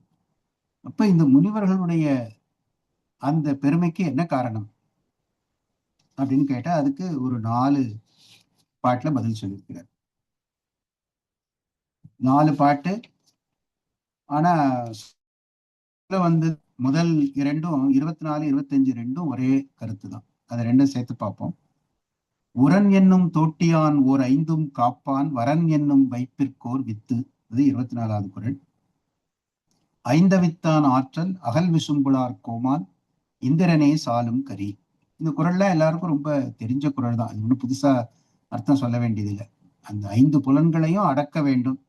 அந்த புலனடக்கம் அதுல ரொம்ப தலை சிறந்து நிற்பவர்கள் இந்த முனிவர்கள். உரன் என்னும் தோட்டியான் ஓர் 5ம் காப்பான் அப்படின்னா, இந்த நம்ம பொறிகள் எல்லாம் அது ஒரு 5 யானைகள் போல, ஒண்ணு ஒரு யானை மாதிரி. அப்படி ரொம்ப ஆற்றல் வாய்ந்தவை, நம்மள எங்கெங்கயோ இழுத்துட்டு போகும். அதுக்கு ஒரு அங்குசம் வேணும். அந்த அங்குசம்ன்றது நம்மளுடைய மனத்தின்மை. அதுதான் அங்குசம், நம்மளுடைய அந்த டிட்டர்மினேஷன். உரன்ற சொல்ல உபயோகப்படுத்தியிருக்கிறாரு. பகவத்கீதையில 2வது அத்தியாயத்துல முதல்ல வரும் ஸ்தித பிரக்ஞன் அப்படின்னு ஒரு சொல் வரும். ஸ்தித பிரக்ஞன்னா ரொம்ப திடமான சிந்தை உடையவன். அததான் இங்க உரன் அப்படின்ற. அதுதான் அங்குசம் மாதிரி. இந்த 5 புலன்களையும் அடக்குவதற்கு அது ஒரு அங்குசம் மாதிரி. அப்படியே அந்த 24வது குறள்ல அதை பத்தி சொல்றாரு. 25வது குறள்ல இந்த 5 புலன்களையும் அவித்தான்னா அடியோடு அடக்கியவன். அவனுடைய ஆற்றலுக்கு இந்திரனே ஒரு சாட்சி அப்படின்னு சொல்றார். இது எந்த கதையை சொல்லுகிறார் அப்படின்றது புராண கதையில இருக்கிறவங்களுக்கு எல்லாம் தெரியும். ராமாயணத்தை படிச்சவங்களுக்கு எல்லாம் அந்த அகலிகை தேடி போய் அந்த இந்திரன் அவமானப்பட்டான், சாபத்தை வாங்கி கொண்டான் அப்படின்னு. ஆனா இதுக்கு வேற மாதிரி அர்த்தம் சொல்லுகிறவர்கள்லாம் இருக்கிறார்கள். ஆனா இவர் சொல்ல வந்தது இங்க 5 அவித்தான் ஆற்றல். 5 புலன்களையும் அவித்தவர்களுக்கு ஒரு பெரும் ஆற்றல் வரும். அந்த ஆற்றலுக்கு முன்னாடி இந்திரன் மாதிரி இருக்கிறவன் கூட ஒண்ணும் இல்லை அப்படின்னு சொல்ல வருகிறார். இதுல அவர் உபயோகப்படுத்துற சொல்லையும் பாருங்க, அதுலயும் ஒரு அழகு உண்டு. அவித்தான் அப்படின்றாரு. அவித்தான் அப்படின்னா அடியோடு ஒண்ணும் இல்லாம செய்தவன் அப்படின்னு. இந்த சொல்லல இது அப்படியே எடுத்து கம்பர் அவருடைய ராமாயணத்துல ரொம்ப அழகான ஒரு இடத்துல கொண்டு சொல்லியிருப்பார். பரதன் சித்திரக்கூடத்துல போய் ராமரை திரும்ப வரவழைக்கிறதுக்கு எவ்வளவு முயற்சி பண்றான், அவர் வரல. அப்புறம் அவர்கிட்ட அவருடைய பாதுகையை வாங்கி கொண்டு அப்ப என்ன சொல்லிட்டு வரா, நீ எப்படி காட்டுல இந்த தவ வாழ்க்கையில இருக்க போறியோ நானும் அதே மாதிரிதான் இருப்பேன். நீ சொன்னதுனால நான் ராஜாவா இருந்து ஆளுகிறேன். ஆனா நீ என்ன காட்டுல எப்படி இப்போ இந்த மாதிரி ஒரு ஆடையை உடுத்தி கொண்டு இப்படி ஒரு ராஜாவாக வாழ முடியாது. அந்த மாதிரி நான் வந்து என்னை நானே வருத்தி கொண்டு நான் வாழப்போகிறேன் அப்படின்னு சொல்லி கொண்டுதான் இந்த அயோத்தியில கூட இருக்காம வெளியில நந்தி கிராமம் அந்த இடத்துல ஒரு தவ வாழ்க்கையில இருந்து கொண்டு அரசாட்சி செய்வான் அப்படின்னு சொல்லுவாங்க. அந்த இடத்துல கம்பர் வந்து இந்த சொல்ல உபயோகப்படுத்தியிருப்பார். இந்தியங்களை அவித்து இருத்தல் மேயினான் அப்படின்னு 5 அவித்தான்னு இந்த திருவள்ளுவர் சொன்னாரு. அந்த சொற்றொடர் அவ்வளவு அழகா இருக்கு அந்த வாக்கியம்னு. இந்தியங்களை அவித்து இருத்தல் மேயினான் அப்படின்னு. இப்ப இந்த முதல் 2 24 25 புலனடக்கத்தை பத்தி சொன்னார். அது முற்றும் துறந்த முனிவர்களுக்கு அது ஒரு பெருமை. அப்புறம் 26 செயற்கரிய செய்வார் பெரியர் சிறியர் செயற்கரிய செய்கலாதார். இந்த குறள் பாத்தீங்கன்னா இதைதான் நிறைய பேர் எடுத்து வைத்துக் கொண்டு தவறான குறட்பாக்களுக்கு தவறான உதாரணம் இல்ல, ரொம்ப அந்த கான்டெக்ட் புரியாம விளக்கம் சொல்றதுன்றதுக்கு இந்த குறள் ஒரு வந்து சிறந்த உதாரணம். இதெல்லாம் எடுத்து வைத்துக்கொண்டு என்ன சொல்லுவாங்க, ஒரு மனுஷன் வந்து நிறைய சாதிக்கணும், பெரிய விஷயத்த நீ சாதிக்கணும், அப்படி சாதிச்சாதான் நீ பெரிய ஆளு, சாதிக்கலைன்னா நீ வந்து மற்றவங்க எல்லாம் சிறியவர்கள். அதுக்கு உதாரணத்தை எல்லாம் சொல்லலாம். பாரு இவரு எவ்வளவு சாதிச்சிருக்கிறாரு அந்த துறையில, இவரு அது வேணா நம்ம கின்னஸ் புக் ஆஃப் ரெக்கார்ட்ஸ் எடுத்து வச்சுக்கிட்டு பார்க்கலாம். இவர் பாரு சின்ன வயசுலயே இவர் வந்து இந்த பட்டத்தை வாங்கினாரு, அவர் வந்து அந்த பெரிய பதவிக்கு போயிட்டாரு, இப்படி எல்லாம் யாரையோ உதாரணம் காட்டி சொல்லலாம். தப்பு ஒண்ணும் இல்லை, அதெல்லாம் இவங்கெல்லாம் சிறந்த ரோல் மாடல்கள் இப்படி எல்லாம். ஆனா வள்ளுவர் அப்படி சொல்றதா இருந்தா அதை வேற இடத்துல சொல்லியிருப்பாரு. இந்த குறள் இங்க வந்து நீத்தார் பெருமையில தான் வருது. செயற்கரிய செய்வார் பெரியர் சிறியர் செயற்கரிய செய்கலாதார் அப்படின்னு அந்த கான்டெக்ட புரிஞ்சுக்கிட்டு தான் உரை சொல்லணும். நேரடியா பார்த்தா எப்படி இருக்குன்னா, ரொம்ப பெரியவங்கன்னு யாரை சொல்ல முடியும்னா, ரொம்ப செய்வதற்கு ரொம்ப கஷ்டமான காரியத்தை எல்லாம் செய்யறவங்க அவங்கதான் பெரியவர்கள், மற்றவங்க எல்லாம் சிறியவர்கள் அப்படின்னு சொல்லிட்டாரு. அப்படி நேரடியா ரொம்ப ஒரு எளிமையான உதாரணமா இருக்கும். அதுக்கு இவர் என்ன பதில், என்ன பரிமேலழகர் என்ன விளக்கம் கொடுக்கிறாருன்னா, யோக முயற்சி இந்த பாட்டுல என்ன சொல்ல வர்றார் வள்ளுவர்னா, அந்த செயற்கரிய செய்தல் என்ன அப்படின்னா யோக முயற்சியை தான் செய்யறார் அப்படின்னு சொல்றாரு. ஏன் வந்து அவர் எதுக்கு இந்த மாதிரி ஒரு இன்டர்பிரேஷன் கொடுக்கிறாரு அப்படின்னு எல்லாம் கேட்கலாம். இது வந்து யோகம்னு வெளிப்படையா ஒன்றும் சொல்லலை வள்ளுவர், யோக முயற்சின்லாம் சொல்லலை. ஏன் வந்து இந்த மாதிரி சொல்லணும் அப்படின்னு கேட்டா அதுக்கு விளக்கம் தரார். செயற்கு அரிய செய்வார் அப்படின்னு சொல்லியிருக்கிறார்ல, அதாவது செய்வதற்கு கஷ்டமான செயல்கள் அப்படின்னு, அதுக்கு எதிர் ஆப்போசிட்டா இருக்க கேள்வியை கேட்கிறார் பரிமேலழகர். அப்ப செய்வதற்கு எளிய செயல்கள்னா என்ன அர்த்தம், அதை யோசிக்கணும் இல்லை. செய்வதற்கு அரிய செயல்கள்னு சொல்லிட்டாரு, அப்ப செய்வதற்கு எளிய செயல்கள் என்ன அப்படின்னு கேட்கிறாரு. செய்வதற்கு எளிய செயல்கள் என்னன்னா இப்ப நம்ம எல்லாம் செய்யறதுதான். அதாவது மனசு வந்து எங்க போகுதோ அது போகணும்னா அது போற வழியில் நம்ம பாட்டுக்கு விட்டுறோம். அதுக்கு ஒன்றும் பெரிய முயற்சியே தேவையில்லை. மனசு போற வழியில போற விடத்துக்கு அதுக்கு எந்த முயற்சியும் தேவையில்லை. அதான் சொல்றாரு, மனம் வேண்டியவாறே அதனை பொறி வழிகளால் புலன்களில் செலுத்தலும் வெகலும் வெகுழலும் முதலாயின. அதாவது மனசை அப்படியே போக விடுறது, அப்புறம் ஆசைப்படுறது, கோபப்படுறது, இதுக்கெல்லாம் யாரும் ஒரு பெரிய கஷ்டப்பட்டு நான் கோபப்படுறதுக்கு நிறைய ட்ரைனிங் எடுத்துக்கிட்டேன் அதுக்கப்புறம் தான் எனக்கு கோபம் இப்ப நல்லா வருது அப்படின்னு யாரும் சொல்றது இல்லை, இயற்கையா வருது. அதே மாதிரி ஆசைப்படுறதுக்கும் நம்ம யாரும் ஒரு பெரிய அதுக்கு முயற்சி எடுத்துக்கொண்டுலாம் ஆசைப்பட, ஆசைன்றது தானா வருது. இதெல்லாம் எளிய செயல்கள் அப்படின்றது. அப்ப சிறியவர்கள் யாருன்னா இதெல்லாம் அந்த எளிய செயல்களை செய்கிறவர்கள் அப்படின்ற. அப்ப அதுக்கு ஆப்போசிட் இப்ப செயற்கு அரிய செய்வார், அதாவது நம்மளால செய்ய முடியாத செயல்கள். செய்ய முடியாத செயல்கள் என்னன்னா அதுதான் யோகத்துல சொல்லப்பட்டிருக்கிறது. யமம் நியமம் முதலாய எண்வகை யோக உறுப்புகள். ஏன்னா வள்ளுவர் காலத்திலேயே இந்த அஷ்டாங்க யோகம் யோக சூத்திரம் அதெல்லாம் வந்துருச்சு. அதனால வள்ளுவருக்கு அதெல்லாம் நிச்சயம் தெரிஞ்சிருக்கணும். அதனால பரிமேலழகர் சொல்றாரு, அந்த யோக உறுப்புகள் அஷ்டாங்க யோகம்னு சொல்லப்படுகிற யமம் நியமம், அப்புறம் ஆசனம் பிராணாயாமம் பிரத்யாகாரம் தாரணை தியானம் சமாதி, எல்லாமே வந்து இதுக்கு அடிப்படையா இருப்பது எதுன்னு பாத்தீங்கன்னா யமம் நியமம். கட்டுப்படுத்துதல், மனதையும் பொறிபுலன்களையும் கட்டுப்படுத்துதல் யமம். அப்புறம் அதுக்குன்னு ஒரு நியமம். அந்த மாதிரி முதலான எண்வகை யோக உறுப்புகள் அப்படின்னு. இதுல இன்னொரு கூடுதல் தகவலும் கொடுக்கிறார். ஏன்னா சில பேர் சொல்லலாம் இதெல்லாம் வந்து இந்த மாதிரி யோகம் இப்படி அடக்குதல் இதெல்லாம் வந்து தமிழ்ல இல்ல, ஏன் வந்து வடமொழியில இருக்கிறத கொண்டு வரணும்? அதுல ஒரு குறிப்பு கொடுக்கிறார் பரிமேலழகர். நீர் பலகால் மூழ்கல் முதலாய நாலிரு வழக்கின் தாபத பக்கம் என்பாரும் உளர். அது பொருத்தமில்லை அப்படின்றாரு. ஆனா இதுல முக்கியமா நம்ம தெரிஞ்சுக்க வேண்டியது, அவர் சொல்ற அந்த வரி எதுல இருந்ததுன்னா தொல்காப்பியத்துல இருக்கு. நாலிரு வழக்கின் தாபத பக்கம் அப்படின்னு. அதாவது தொல்காப்பியத்துல தாபத பக்கம் அப்படின்னா தவம் செய்கிற வழி, தவம் செய்கிற வகை. அது நாலிரு வழக்கின் 8 வகையான வழக்குகள்னு அதுல ஒரு 8 வகையா சொல்லியிருக்கான். அதாவது எப்படி வந்து கடினமான துறவு வாழ்க்கை வாழணும் அப்படின்னா, அடிக்கடி குளிக்கணும், அப்புறம் ஊருக்கு வெளியில இருக்கணும், ஊருக்குள்ளேயே வரக்கூடாது, வெறும் தரையில படுத்து உறங்கணும், இந்த மாதிரி உண்டிகளை எல்லாம் ரொம்ப குறைவான அளவு உணவு உண்ண வேண்டும், அது மாதிரி ஒரு 8 வகை சொல்லியிருக்கான். இப்ப அது வந்து ஆனா இவ்வளவு பொருத்தம் இல்லை அப்படின்ட்டார். ஏன்னா அதெல்லாம் வெறும் உடம்ப வருத்துறது மட்டும்தான் இருக்கு. இந்த மாதிரி மனதை அடக்குவதுன்றது வந்து இந்த அஷ்டாங்க யோகத்துலதான் இருக்கு. அதுதான் செயற்கரிய செய்தல்னு வள்ளுவர் யோக முயற்சியை சொல்லுகிறார். இப்ப 24, 25 புலனடக்கத்தை பத்தி சொல்லிட்டாரு. 26வது குறள்ல யோக முயற்சி பத்தி சொல்லியிருக்கிறாரு. 27வது குறள்ல சுவை ஒளி ஊறு ஓசை நாற்றம் என்று 5 வகை தெரிவான் கட்டே உலகு அப்படின்னு ஒரு குறள்.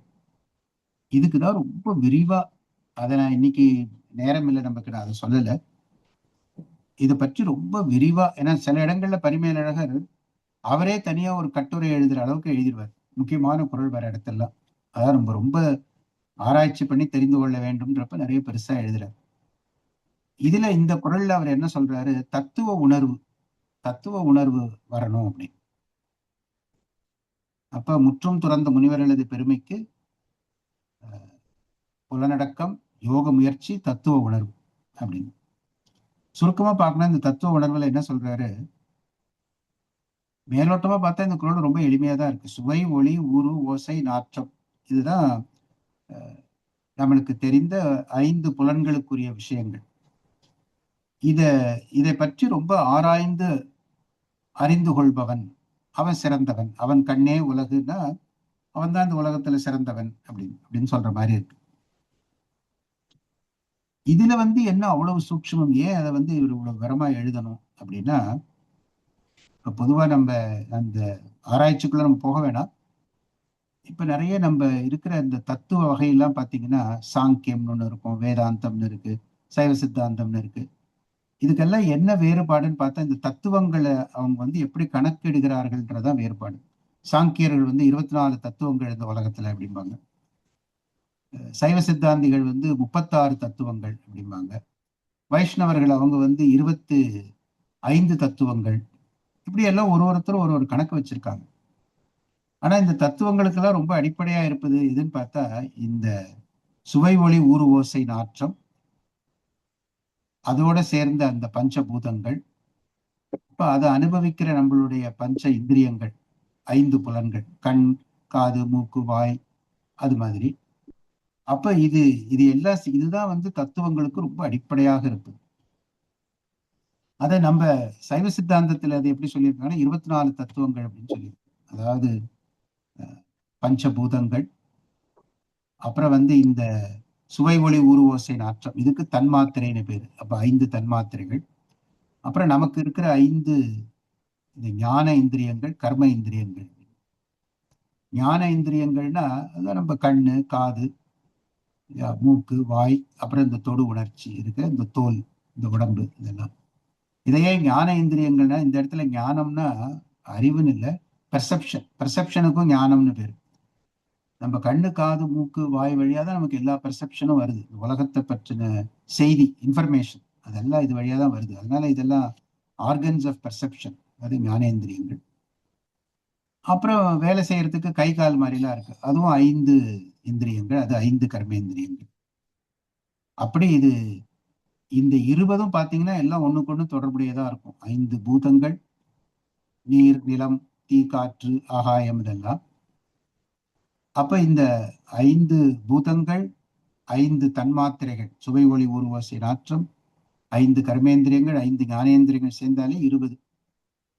அதோட சேர்த்து 4 எதுனா நம்ம மனம், புத்தி, சித்தம், அகங்காரம் அப்படின்னு உள்ள அதெல்லாம் நமக்கு உள்ள இருக்கிறது. அதனால அதுக்கு அந்த கரணங்கள்னு பேரு.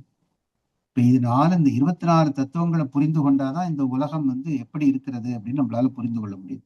இந்த உலகம் எப்படி இயங்குகிறது, எதுல இருந்து எது வந்தது, அப்புறம் எதுல இருந்து எது ஒடுங்கும், இப்படி எல்லாம் தத்துவத்துல ஆராய்ச்சி நடக்கும். அந்த ஆராய்ச்சிக்கு தத்துவ உணர்வுன்னு பேரு. அப்ப அதை இந்த 27வது குறள்ல சொல்லிட்டாரு. அப்ப இந்த 4 பாட்டாலும் 24, 25, 26, 27 4 பாட்டாலும் நீத்தார் பெருமைக்கு ஏது, அவங்களுடைய பெருமைக்கு என்ன காரணம் அப்படின்னு கேட்டா புலனடக்கம், யோக முயற்சி, தத்துவ உணர்வு. அப்ப இது மூணுத்தையும் நம்ம வளர்த்துக்கணும் அப்படின்னு தெரியும். இது மூணுத்தையும் சொல்றாரு. அப்புறம் அடுத்து நம்ம துவக்கத்திலே பார்த்தோம். அடுத்து 28, 29ல ஆணை அதை பற்றி சொல்லுகிறார். அவர்கள் இடுகிற கட்டளை. இந்த நீத்தார் பெருமைனா நம்ம இதோட கான்டெக்ட் என்னன்னு பார்த்தா, இந்த முற்றும் துறந்த முனிவரோட பெருமையை நம்ம ஏன் பார்க்கிறோம்னா, அவர்கள் மூலமா தான் இந்த அரண்னா என்ன அப்படின்னு நமக்கு தெரிய வருகிறது. இப்படிப்பட்டது அறம், நீ இப்படி செய்ய வேண்டும், இதை செய்ய வேண்டும், இதை செய்யக்கூடாதுன்னு அவர்கள் சொல்லுகிறார்கள். அப்ப அதுக்கு ஆணைன்னு பேர். இதுவே பாத்தீங்கன்னா நம்மளுடைய சட்டங்கள், அரசியல் சாசனம் அதெல்லாம் எடுத்துக்கிட்டா அதெல்லாம் ஆணை பார்த்து தான் இருக்கும். நீ இப்படி பண்ணா நல்லது, நீ இப்படி பண்ண கொஞ்சம் அவாய்ட் பண்ணா நல்லா இருக்கும் அப்படின்லாம் சொல்லுங்க.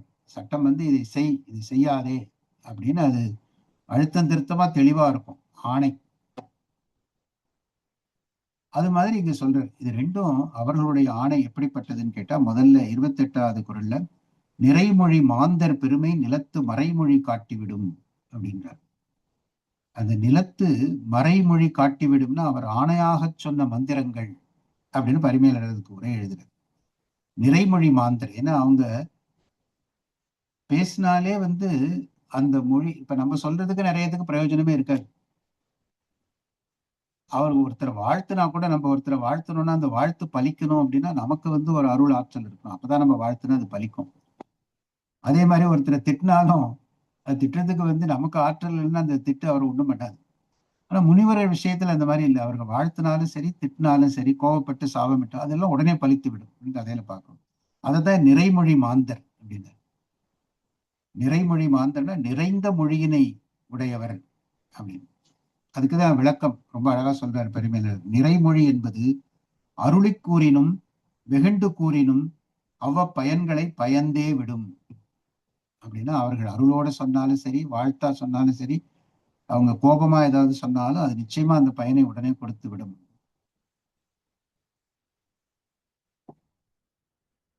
அப்படிப்பட்டவர்களுடைய மறைமொழி, அப்படிப்பட்டவர்களுடைய ஆணை, அத இந்த மந்திரங்களே கண்கூடாக காட்டும் அப்படின்னு இதுலயே ஆணையை பற்றி சொல்லுகிறார். இப்ப அடுத்ததுல அவர்களுடைய ஆணை அப்படின்றத வேற விதமா சொல்றாரு. என்ன சொல்றாரு? குணம் என்னும் குன்றேறி நின்றார். இந்த முற்றும் துறந்த முனிவர்கள் நல்ல குணங்கள்ல ரொம்ப தலை சிறந்து நிற்பவர்கள். அவர்கள் கோபப்பட்ட அந்த கோபத்தை அது ஒரு கணமாக இருந்தா கூட அது யார் மேல அந்த கோபம் போகிறதோ அவர்களால அதை தாங்க முடியாது அப்படின்னு சொல்லுகிறார். அதுல இருந்தே என்ன புரியுது இந்த 2 குறள்ல இருந்துன்னா, முனிவர்களுடைய ஆணையை நம்ம மீறக்கூடாது அப்படின்றது. ஏன்னா அதுதான் அறத்துக்கு அடிப்படையாக இருப்பது. அது தெரிந்து கொள்ள வேண்டியது. அப்புறம் இந்த குணம் என்னும் குன்றேறி நின்றார்னா என்ன குணத்தை சொல்லுகிறார் அப்படின்னு அது நிறைய பேர் அவங்கவுங்களுக்கு தோணுதெல்லாம் எழுதுறாங்க. இந்த குணமா இருக்கும், அந்த குணங்கள், இந்த குணங்கள்லாம். ஆனா இதுலயும் பரிமேலழகர் எவ்வளவு நுட்பமா திருக்குறளுக்கு உரை எழுதுறாங்க கவனிக்கும். இவர் என்ன சொல்றாரு? 3 குணங்களை சொல்றாரு. துறவு, மெய்யுணர்வு, அவாவின்மை முதலிய நற்குணங்கள் ஆகிய குன்று அப்படின்ற. துறவு, மெய்யுணர்வு, அவாவின்மை. இப்ப இவர் சொல்றதை மட்டும் கரெக்டா நம்ம ஏன் எடுத்துக்கணும்னா, இவர் திருவள்ளுவர் சொன்னதுல இருந்தே எடுக்கிறார். திருவள்ளுவர் பின்னாடி துறவற இயல்னு வருது. அந்த துறவற இயல்ல இந்த திருவள்ளுவருடைய அந்த அதிகார தலைப்பே அதுதான். துறவு, மெய்யுணர்தல், அவா அறுத்தல் அப்படின்னு 35, 36, 37வது அதிகாரம். அந்த 3 அதிகாரத்திலையும் இந்த 3 குணங்களை பற்றி, 3 குணங்கள்னா 3 தன்மைகளை பற்றி ரொம்ப விரிவா சொல்லியிருக்கிறார். அப்ப திருவள்ளுவருடைய உள்ளம் குணம்னா இதைதான் கருதுகிறார். அதாவது துறந்தவர்களுடைய குணம்னா இதைதான் முக்கியமாக கருதுகிறான்றதுனால அதை எடுத்து சொல்றார். துறவு, மெய்யுணர்வு, அவாவின்மை முதலிய நற்குணங்களாகிய குன்று அப்படின்னு. இப்ப இது ரெண்டுத்திலயும் ஆணைய சொல்லிட்டாரு. அடுத்த 30வது குறள். 30வது குறள்ல இந்த கேள்வி முதல்லயே நான் கேட்ட வகுப்பு துவக்கத்துல, அதாவது அவர்கள் ஆணையை நம்ம ஏன் ஏற்றுக்கொள்ள வேண்டும் அப்படின்னு நமக்கு ஒரு கேள்வி வரும். அவங்க சொல்றதுதான் கரெக்ட், நம்ம ஏன் ஏத்துக்கணும்? இதே கேள்விதான் இப்ப நம்ம இதுங்க கான்ஸ்டிடியூஷன்ல சொல்றதை நான் ஏன் ஏத்துக்கணும்னா, இந்த நாடு நன்றாக இருக்க வேண்டும் என்றதுக்காக இந்த நாட்டில இருந்து அப்ப இந்த சிறந்த பண்பாளர்கள், அறிவாளர்கள் எல்லாம் சேர்ந்து, இந்த நாட்டு நலன்ல அக்கறை உள்ளவர்கள் எல்லாம் சேர்ந்து இந்த அரசியல் சாசனம் ஒன்று அமைத்து கொடுத்தார்கள் அப்படின்னு நம்ம சொல்றோம். அந்த மாதிரி இந்த முற்றும் துறந்த முனிவர்கள் இந்த உயிர்கள் எல்லாம், இந்த உலகத்துல வாழுகிற உயிர்கள் எல்லாம் நன்றாக இருக்க வேண்டும் அப்படின்ற கருணையினால அவர்கள் இதெல்லாம் செய்கிறார்கள். அந்தணர் என்போர் அறவோர் மற்ற உயிர்க்கும் செந்தன்மை பூண்டு ஒழுகலான். அப்படி அதாவது எல்லா உயிர்கள் மேலும் செவ்விய தன் அழியை பூண்டு ஒழுகலாம். எல்லா உயிர்கள்னு வேற சொல்ற. உயிர்கள்னா இந்த இடத்துல மனிதர் பிறவிகள் மட்டும் இல்லை, மிருகங்கள் எல்லாம் அந்த உலகத்தை வந்து எல்லாருக்கும் பொது. எத்தனையோ மிருகங்கள், ஜீவராசிகள் இதெல்லாம் இருக்கு, தாவரங்கள், அதெல்லாம் கூட உயிர்கள் தாங்க. அப்ப அதுங்க எல்லாம் நல்லா இருக்கணும். மனிதர்கள் மட்டும் இல்லை, இந்த மிருகங்கள், இந்த பறவைகள், இப்படி எல்லாம் வந்து எல்லா உயிரினங்களும் நன்றாக இருக்க வேண்டும். அவர்கள் மேல இருக்கிற அருள்னால அவர்கள் வந்து இந்த துறவரத்துல இருக்கிற அந்தணர் என்போர், அந்தணர்ன்னு சொல்றாரு. அப்படியே அந்தணர் என்று சொல்லப்படுவார் துறவரத்தில் என்றவர். அவங்களுக்கு ஒரு விளக்கம். அது அந்தணர்ன்ற பெயரே அந்த மாதிரி இந்த இடத்துல கொண்டு வந்து வச்சிருக்கிறாரு. ஏன்னா அந்தணர்னால தன்மை அப்படின்னா நம்மளுக்கு குளிர்ச்சின்னு தெரியும். அந்தணர் அப்படின்னா அழகிய தட்பத்தினை உடையவர். அம்னா அழகியன்னு அர்த்தம். தன்மை, அதான் அந்தணர். அழகிய தட்பத்தினை உடையார் என்பது ஏது பெயராகலின் அகுது அவ்வருளுடையார் மேலென்று செல்லாது என்பது கருத்து. அப்படின்னா இந்த குலத்துல பிறந்ததுனால அந்தணர்னு அவர் சொல்ல வரல. அந்த மாதிரி அந்தணர்களும் இருக்கலாம், அதுவும் இருக்கு. ஆனா பொதுவா அந்த மாதிரி அந்தணர்கள்னு சொல்லல.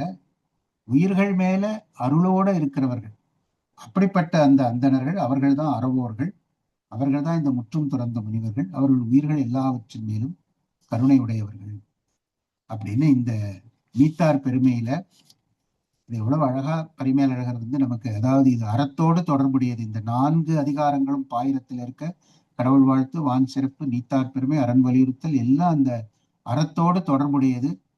அதுல இந்த முற்றும் துறந்த முனிவர்கள் வந்து அறத்தை, அவர்கள்தான் இந்த அறம் இப்படிப்பட்டது, இந்த அறத்தின் மூலமாக பொருளை இப்படி ஈட்ட வேண்டும், அறத்தின் மூலமாக இன்பத்தை அனுபவிக்கலாம்னு அதையெல்லாம் உலகத்துக்கு உள்ளவாறு உணர்த்துபவர்கள் சொல்லி முதல்ல 3 பாட்டுல அவர்களுடைய பெருமையை சொல்லி, அப்புறம் அடுத்த 4 பாட்டுல அந்த பெருமைக்கு காரணமாக இருக்கிற அந்த முற்றும் துறந்த முனிவர்களது புலனடக்கம், யோக பயிற்சி, தத்துவ உணர்வு அதை சொல்லி, அப்புறம் 2 குறட்பாக்கள்ல அவர்கள் சொல்லுவது வந்து ஆணை மாதிரி. நிச்சயமாக அவர்கள் சொன்னது நிச்சயமாக நலம் பயக்கும். அவர்கள் சொன்னதை நம்ம கடைபிடித்தால் அது நமக்கு நிச்சய நன்மையை தரும்.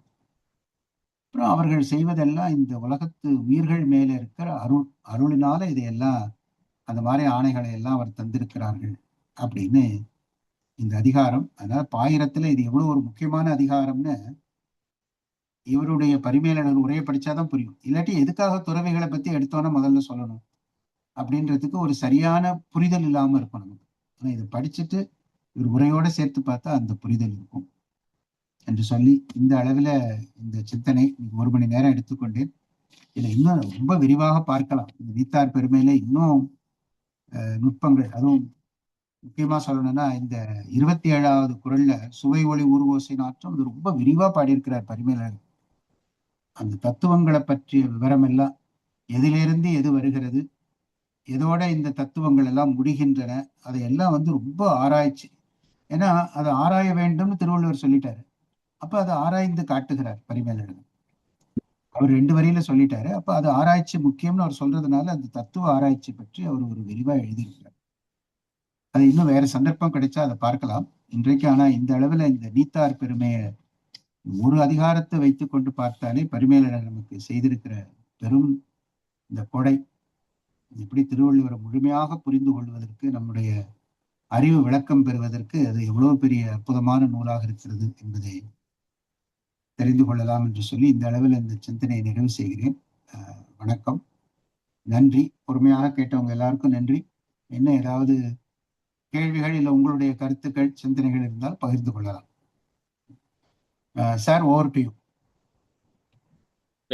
நீங்க தான் பதில் சொல்ல போறீங்க. எனக்கு ஒரு சின்ன doubt.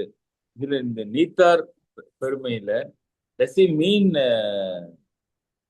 people who are renounced their life, துறவிகளை மாத்திரம்தான் சொல்றாரா இல்ல அரண்படி வாழ்கின்ற மற்றவர்களையும் சொல்கிறாரா? இல்ல, நிச்சயமா துறவிகளை தான் சொல்றாரு. ஏன்னா ஆனா இந்த வழியில வந்து இந்த உலக வாழ்க்கையிலேயே இருந்து படிப்படியா வந்து துறந்தவர்கள் அப்படின்றதுனால ஒழுக்கத்தை நீத்தார். திடீர்னு யாரும் அந்த மாதிரி துறந்தவர்களும் இருக்கலாம். ஆனா இந்த உலக வாழ்க்கையே ஒரு துறவுக்கான ஒரு இதுதான், நம்மளை ப்ரிப்பேர் பண்றதுதான். துறவுக்கு வந்து நம்மள அது தயார்படுத்துவது போலதான் இருக்கிறது அப்படின்ற மாதிரி சொல்லியிருக்கிறார் சொல்றாங்க. ஆனா இந்த குறள் 30 வச்சுக்கிட்டு அந்தனர் என்போர் அறவோர் அப்படின்னா அப்ப இல்வாழ்க்கையில இருக்கிறவங்க எல்லாம் அந்தனர்ல இல்லைங்கிற மாதிரி வந்துடுது. நீங்க இந்த இந்த அதிகாரம் பூரா துறவிகளுக்குன்னு நம்ம பார்த்தோம்னா அந்தனர் என்போர் அறவோர் மற்ற எவ்வுயிர்க்கும் செந்தன்மை பூண்டோர்களான், எல்லா உயிர்களுக்கும் அன்பு வைத்திருக்கின்றவர் அறவோர். அறவோர்னா எல்லா திருக்குறளே அறநூல் தான். பொருள் ஈட்டுவதற்கும் சரி, இன்பத்தை அடைவதற்கும் எல்லாவற்றுக்கும் அதனுடைய அறத்தின்படி செய்யுங்கிறத அவருடைய கருத்து. அறவோர்ல பிரச்சனை இல்லை. இந்த தனியா பாத்தீங்கன்னா எவ்வுயிர்க்கும் செந்தன்மை பூண்டு ஒழுகலான பிரச்சனை இல்லை. ஆனா இந்த அதிகாரத்துல இந்த குரல்ல வச்சிருக்கிறதா அந்த அந்தரங்கிற வார்த்தைக்கு நிறைய கான்ட்ரவர்சி உண்டாக்குதுன்னு நினைக்கிறேன். நான் சொன்ன மாதிரி இந்த இதுல இண்டிபெண்டா நம்ம எடுத்து இப்போ செயற்கரிய செய்வார் பெரியர் சிறியரை இண்டிபெண்டா எடுத்து அனலைஸ் பண்ண முடியாது. அதே மாதிரி இந்த குறளையும் அந்தனர் என்போர் அறவோர் மற்றும் உயிருக்கும்னு கடைசியா வச்சது காரணம், முதல் 2 குறள்ல வந்து ஆணைய பத்தி சொல்லிட்டாரு. அப்போ அந்த ஆணை இடுவதற்கு அவர்களுக்கு என்ன அதிகாரம் இருக்கு, அந்த ஆணை உடையவர்கள்னு சொல்றோம்ல, அப்ப அதுக்கு ஒரு இது இருக்கணும்ல. ஏன் அவர்களுடைய ஆணையை நம்ம ஏற்றுக்கணும் அப்படின்னு கேட்டா, உயிர்கள் மாட்டு கருணை உடையவர்கள், அதனால அவர்களுடைய ஆணை வந்து இப்படி இருக்கிறது அப்படின்றது காரணத்துக்கு அதோட கனெக்ட் பண்ணி தான் நம்ம பார்க்கணும். அதனால அந்தனர்னா இந்த இடத்துல ரொம்ப எல்லாருக்கும் தேவைதான் அது. அந்த உயிர்கள் மாட்டு அருளுடைமை அன்புடைமை எல்லாம் பின்னாடி எல்லாம் எல்லாத்துலயும் வருது. ஆனா இவர்கள் சொல்லுகிற ஆணை வந்து அவர்கள் அருளினால கிளம்பியது அப்படின்றாரு. அது பரிமேலழகர் சொல்றாரு, ஆணை உடையராயினும் உயிர்கள் மாட்டு அருளுடையர் என்பது இதனால் கூறப்பட்டது. நீங்க சொல்ற டவுட்டும் அவர் அதே ஆன்சர் பண்ணிருக்கிறாரு. அது அருளுடையார் மேலன்றி செல்லாது என்பது கருத்து. வேற யாருக்கும் இது அப்ளை பண்ண வேண்டாம். இந்த மாதிரி ஆணை உடையவர்கள் அருள் உடையவர்கள், அவர்களுக்கு தான் அவர்களை தான் அந்தணர்னு சொல்றாரு அப்படின்றார். அந்தணர் அறவோர் அப்படின்னு. சரிதான். வணக்கம் சார். இங்க அந்தணர்ங்கிறது குலத்தினால் பிறந்தவர் அந்தணர்னு கிடையாது. யார் வந்து அறநெறியோட வாழ்ந்து இவர் சொன்ன அந்த இதுல இருக்காரோ அவர் எல்லாருமே அந்தணர் தான். குலத்தில் பிறந்ததுனால அந்தணர் இல்லைங்கிறத வந்து மீன் பண்ணிருப்பாரு. அந்த மாதிரி எடுத்துக்க முடியுமா? ஆமா இல்ல, அவர் குலத்தை பற்றி சொல்லலன்றது தெளிவா தெரியுது. ஏன்னா அந்தணர் என்பது அழகிய தட்பத்தினை உடையார் என ஏது பெயர் அப்படின்னு சொல்லிட்டாரு. ஏது பெயர்னா ஒரு காரணத்தினால அந்த பெயரை சொல்றது. அதாவது உயிர்கள் மேல ரொம்ப அழகிய தட்பத்தை உடையவர்கள் அப்படின்னா ரொம்ப அன்பை காட்டுகிறவர்கள், அதனால நான் அந்தணர்னு சொல்லியிருக்கிறாரு அப்படின்ற. சமநோக்கு உடையவர், எல்லாரையுமே தன்னை போல நினைத்து இதுவா இருக்கிறாங்க. கரெக்ட். நன்றி நன்றி. ரொம்ப மகிழ்ச்சி. அந்தணருக்கு வந்து அந்த தன்மையான பண்புடையவர் என்று நீங்கள் சொன்னது எனக்கு ரொம்ப பிடிச்சது. அது பரிமேலழகரே சொல்றாருங்களா? அந்த தன்மைங்கிறது வந்து நீங்க சொன்னீங்களா இல்ல அவர் சொல்றாரா? பரிமேலழகர் சொல்றது. எனக்கு ரொம்ப பிடிச்சது எடுத்து சொன்னது. செந்தன்மை பூண்டு ஒழுகிய அந்தன்மை பொருந்தி அந்தணர் அப்படின்னு நம்ம எடுத்துக்கணும். நீத்தார் அப்படிங்கிறதுல வந்து நீங்க சொன்ன மாதிரி ஐயா செல்வம் ஐயா வந்து சொன்னாங்க, இல்வாழ்க்கையில் இருக்கவங்க எல்லாம் அப்ப இதுல வராம போயிடுவாங்க. அந்தனர் என்போர் அறவோர்னா அவர் மட்டும் தான் அறவோர், மற்றவங்க எல்லாம் அறவு பண்றவங்களே இல்லவே கேட்ட கேள்வி வந்து ரொம்ப நியாயமான கேள்வி. ஆனா அந்த நீத்தார் பெருமையில முக்கியமா இந்த அந்த அண்ணர்னு இவர் சொல்றது, அந்த அறவோர்னு சொல்றதுனால நான் என்ன யோசிக்கிறேன்னா, இல்வாழ்க்கையில இருந்தவர்களும் அந்த தொடர்ந்து ஒரு வீடு பெற்று அந்த ஒரு ஒரு 60 வயசுக்கு மேல அந்த இடத்துக்கு வரும்பொழுதுதான் அவர்கள் வந்து இந்த உலகத்திலிருந்து அவர்கள் நீங்குவதற்கு அவர்கள் தங்களை தயார்படுத்தி கொள்ளும் போதுதான் அவர்களுக்கு அந்த ஒரு ஜட்ஜ்மெண்டே வருதுன்னு எனக்கு தோணுது. அந்த ஜட்ஜா இருக்கிறதுக்கான ஒரு தகுதியே வருதுன்னு எனக்கு தோணுது. அதனால இல்வாழ்க்கையிலும் இருந்தாலும் அவர்களின் அந்த வாழ்க்கையை பற்றுகளை துறந்தவர்கள், அதாவது என் பிள்ளைக்காகவும் எனக்காகவும் நான் வந்து பொருள் தேடின அந்த காலம் போய் உலகத்தாருக்காக நான் அருள் தேடும் அந்த காலம் அப்படிங்கிற அந்த காலத்துலதான் வந்து அவர்கள் அந்தணர்கள், அவர்கள் வந்து அறவோர் என்று நான் எடுத்துக்கொள்கிறேன். ஸோ இல்வாழ்க்கையில் இருப்பவர்களுக்கும் இது பொருந்தும். எப்போன்னா அவர்கள் முற்றும் துறந்த முனிவராய் அந்த முடிவரும் காலத்தில் அவர்கள் ஆகும்போது நான் எடுத்துக்கிறேங்க.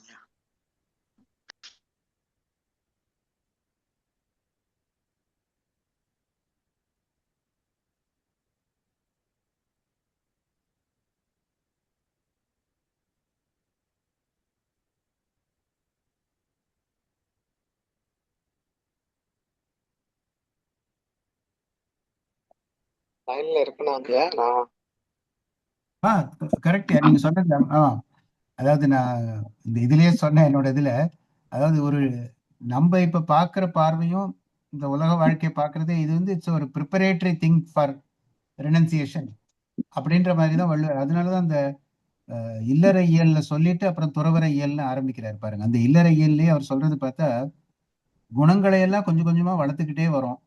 அப்புறம் அந்த குணங்களை இன்னும் அதிகமா துறவற இயல் போறப்போ இல்லற இயல்ல அன்புடைமையை பத்தி பேசுவாரு.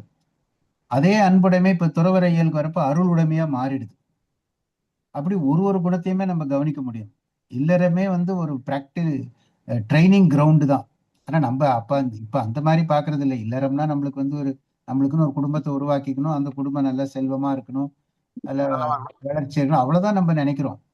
ஆனா அப்ப இல்லறம்னாலே அது இந்த குணங்களை எல்லாம் வளர்த்து கொள்வதற்கு அன்புடைமை, நடுவு நிலைமை, ஒப்புரவறிதல், இப்படி அத்தனை குணங்களை வரிசையா அடுக்கிறார். அந்த குணங்களை எல்லாம் பழக பழக பழக அப்புறம் நம்மளுக்கு அந்த பக்குவம் வருது. துறவற இயலுக்கு போறோம். அப்புறம் துறவற இயல்ல இன்னும் அதிகமான அந்த அருளுடைமை, கொல்லாமை, அந்த நிலைமை எல்லாம் வருது. அப்புறம் கடைசியா அதுதான் மெய் உணர்தல்ல வந்து முடியுது. அப்படிதான் திருவள்ளுவருடைய அதிகார வைப்பு முறையை பார்த்தாலே அதை பரிமேலழகர் வந்து அதை விளக்கி கொண்டே வருவார். பார்த்தாலே நமக்கு தெரியும். அது நம்ம இப்ப பாக்குற பார்வைக்கும் இந்த இதுல இருக்கிற அந்த பார்வை அப்படியே வேறுபட்டு விடும். ரொம்ப பிரமாதமா இருந்துச்சு. மெய்யுணர்வாக இந்த இல்லறவியலாளர்கள் இன்றைக்கு வருகிறார்கள். அந்த எல்லாத்தையும் திறக்கிற அந்த இடத்துக்கு வரும்போதுதான் அவங்க மெய் உணர்கிறார். முக்கியமா நீங்க சொன்ன இன்னொரு விஷயம், இல்லறம் அப்படிங்கிறதுலயே வந்து அது நல்லறமாக இருக்க வேண்டும். விருந்தோம்பல்ங்கிறதே வந்து நீங்க உனக்கு மட்டுமே எடுத்து வச்சுக்காத, இன்னொருத்தர் கூடு அப்படின்னு ஒரு பரிமாறிக்கொள்ளும் அந்த இடத்துல ஒரு அறத்தை நீங்க கடைபிடிச்சாதான் பின்னாடி வந்து உற்றம் துறந்த முனிவராக ஆகவே வாய்ப்பு இருக்குது. ரொம்ப நல்லா இருந்துச்சுங்க.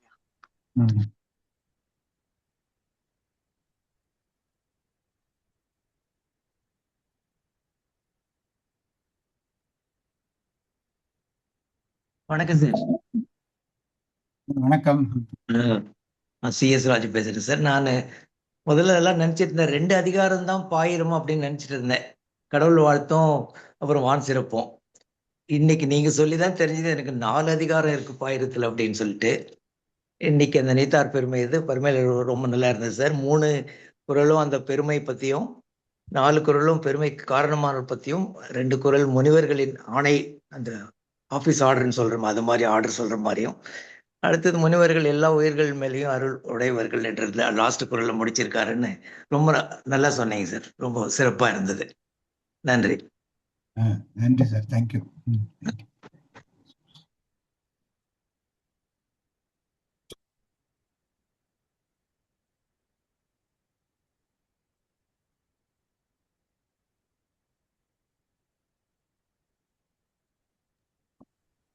ஆணைங்கிறத பற்றி நீங்க சொல்லும் போது எனக்கு வந்து தொல்காப்பியத்துல வந்து அந்த பேர் என்ன சொல்லுவாங்க, மறைமொழி மாந்திர இன்னும் பேரு அது என்ன ஆணையர், மறைமொழி மாந்தர் ஆணையர் கிளந்த நிறைமொழி மந்திரத்துக்கு அந்த மாதிரி டெஃபினிஷன் கொடுத்திருக்கிறாரு. அப்படியே அது இந்த திருக்குறளோட அப்படியே இது கனெக்டடா இருக்கும். நிறைமொழி மாந்தர் பெருமை நிலத்து மறைமொழி காட்டிவிடும். அது அப்படியே இந்த தொல்காப்பியத்துல வர்றது. நீங்க சொன்னோடனே எனக்கு அதான் ஞாபகம் மந்திரம் அப்படிங்கிறது அருமையா அது ஒண்ணு. சைவ சித்தாந்தத்துல இருக்கவங்க எல்லாம் அந்த ஞானசம்பந்தருடைய பதிகத்தை இதுக்கு எடுத்துக்காட்டா சொல்லுவாங்க. ஏன்னா அவர் வந்து ஆணை நமதே அப்படின்னு அவர் பாடியிருப்பாரு. இந்த பதிகத்தை பாடுறவங்க, இந்த மாதிரி பக்தியோட இருக்கிறவங்க, அவங்க வானில் அரசாழ்வர் ஆணை நமதேன்னு வரும். அவர் ஒருத்தர் தான் அந்த மாதிரி அந்த ஆணை நமதேன்னு சொன்னவர். ஆணையிட்டு சொல்லுவார்கள் முனிவர்கள்ன்றதுக்கு அந்த இலக்கிய உதாரணம், அது பக்தி இலக்கியத்துல அது ஒரு உதாரணம் இருக்கு. அப்ப அந்த வள்ளலார் கூட நிறைய அந்த மாதிரி சொல்றாரு.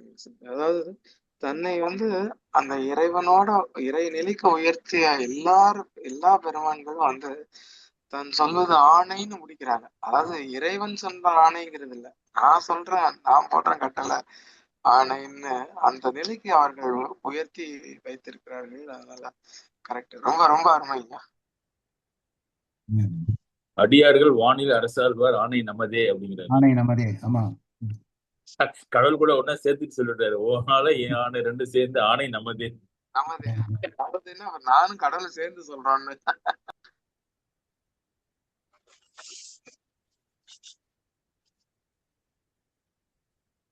நம்முடைய ஆஸ்தான கிரிட்டிக்கை காணுங்க. சாரி, நம்முடைய ஆஸ்தான கிரிட்டிக் எங்க குரூப்ல இருக்காரு. அவரு இன்னைக்கு அமைதியா இருக்காரு, தெரியல. வணக்கம் ஐயா, நான் சிவகுமார். நல்லா பேசுனேன், நல்ல அருமையான தொகுப்பு இன்னைக்கு. எனக்கு ஒரே ஒரு சின்ன ஒரு கம்பேரிசன். மகாபாரத சாப்டர் 2ல கண்ணன் இதே தானே சொல்றாரு அர்ஜுனனுக்கு, அந்த ஐம்புலன்களை எப்படி நம்ம வந்து கட்டுப்படுத்தணும், அது கட்டுப்படுத்தினாலே நம்மளுடைய லைஃப் வந்து எப்படி முன்னேறும்ட்டு. அதுக்கும் இதுக்கும் ஏதாவது சம்பந்தம் இருக்குதுன்னு நினைக்கிறீங்களா? ஆமா, அதுதான் சொன்னேன். ஒரு டெஃபினட்டா அந்த உரன் என்னும் தோட்டியான் ஓரைந்தும் காப்பான் அப்படின்னு சொல்லியிருக்கிறாரு. அந்த இடத்துல அந்த ஸ்தித பிரக்ஞன் அப்படின்னு கிருஷ்ணர் சொன்னது, அந்த ஸ்தித பிரக்ஞனுக்கு வந்து முதல்ல புலநடக்கத்தை தான் முதல்ல சொல்றாரு.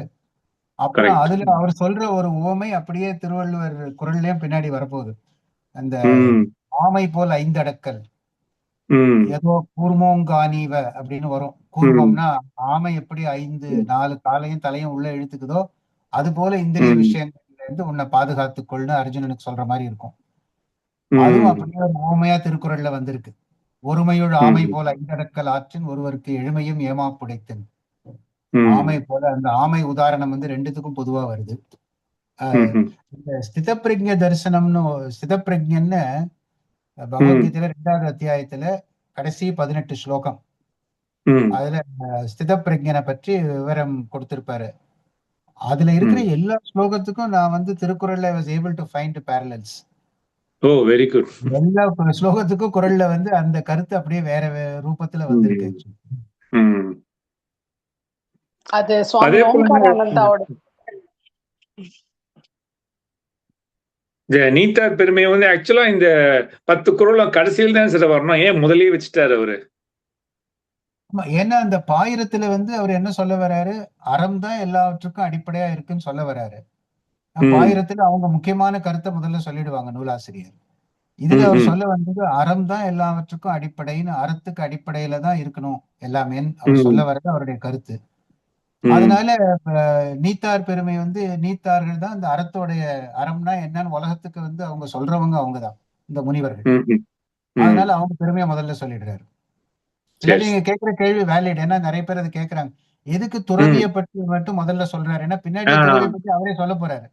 எதுக்கு தனியா எடுத்து முதல்ல சொல்றாருன்னா அதுக்கு பரிமேலழகர் தான் அந்த விளக்கம் கொடுக்கிறாரு. ஏன்னா அந்த துறவிகள் மூலமா தான், முற்றும் துறந்த முனிவர்கள் மூலமா தான் நம்ம அறம்னா என்னன்னு தெரிந்து கொள்ளுகிறோம். அந்த அறத்தை பற்றி சொல்லுகிறோம். அதான். நன்றி, ரொம்ப நன்றி. நன்றி சார். ஒரே ஒரு டவுட். இப்ப வந்து முற்றும் துறந்த முனிவரை பத்தி இவர் சொல்லியிருக்காருன்னா, இப்ப 6வது அத்தியாயத்துல வந்து கிருஷ்ணர் அந்த இதுல சொல்லும் போது முற்றும் துறந்த முனின்ல, அதாவது அக்னியை விட்டு அந்த மாதிரி துறந்தவர்னு இல்ல, இதுல வந்து கர்ம யோகமாவும் பண்ணினவர்களையும் துறவின்னு சொல்லலாங்கிறார் இல்லையா? அப்ப இது வந்து அதுக்குள்ள வராது.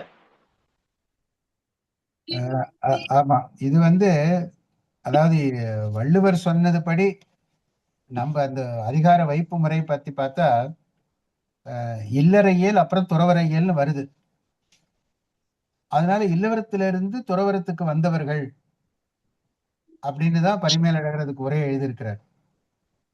ஆனா நம்ம பொதுவா பின்னாடி என்ன சொல்றோம், இல்லறத்தில இருந்து வீடு பேறு பெற்றவர்கள் இருக்கிறார்கள் அப்படின்னு சொல்றோம். ஆனா இவர் அந்த மாதிரி குறளோட இந்த அமைப்புப்படி அந்த மாதிரி இல்லை. அது இல்லறம் வந்து துறவரத்துக்கு அது தயார்படுத்துகிற நிலைதான் அப்படின்னு தான் பாடியிருக்கிறார். இல்ல அங்க வந்து அவர் சொல்லும் போது அப்போ நம்ம துறவர இயலுக்கு வரணும்னா அந்த இல்லறத்துல இருந்துட்டு நம்ம அந்த அக்னி காரியம் எல்லாம் விட்டுட்டு நீ அப்படியெல்லாம் இருக்க வேண்டாம், எல்லாமே பண்ணிட்டு இருக்கலாம். பட் அதுல வந்து அட்டாச்மெண்ட் இல்லாம நான் எனதுங்கிற அகம்பாவம் எல்லாம் இல்லாம இருக்கிற அந்த நிலைதான் சொல்றார். நாட் இந்த மாதிரி இந்த இதோட அது வராது. ஆமா, துறவு மனப்பான்மையை சொல்றாரு கீதையில. அவர் நிறைய துறவு மனப்பான்மையை பத்தி நிறைய சொல்றாரு.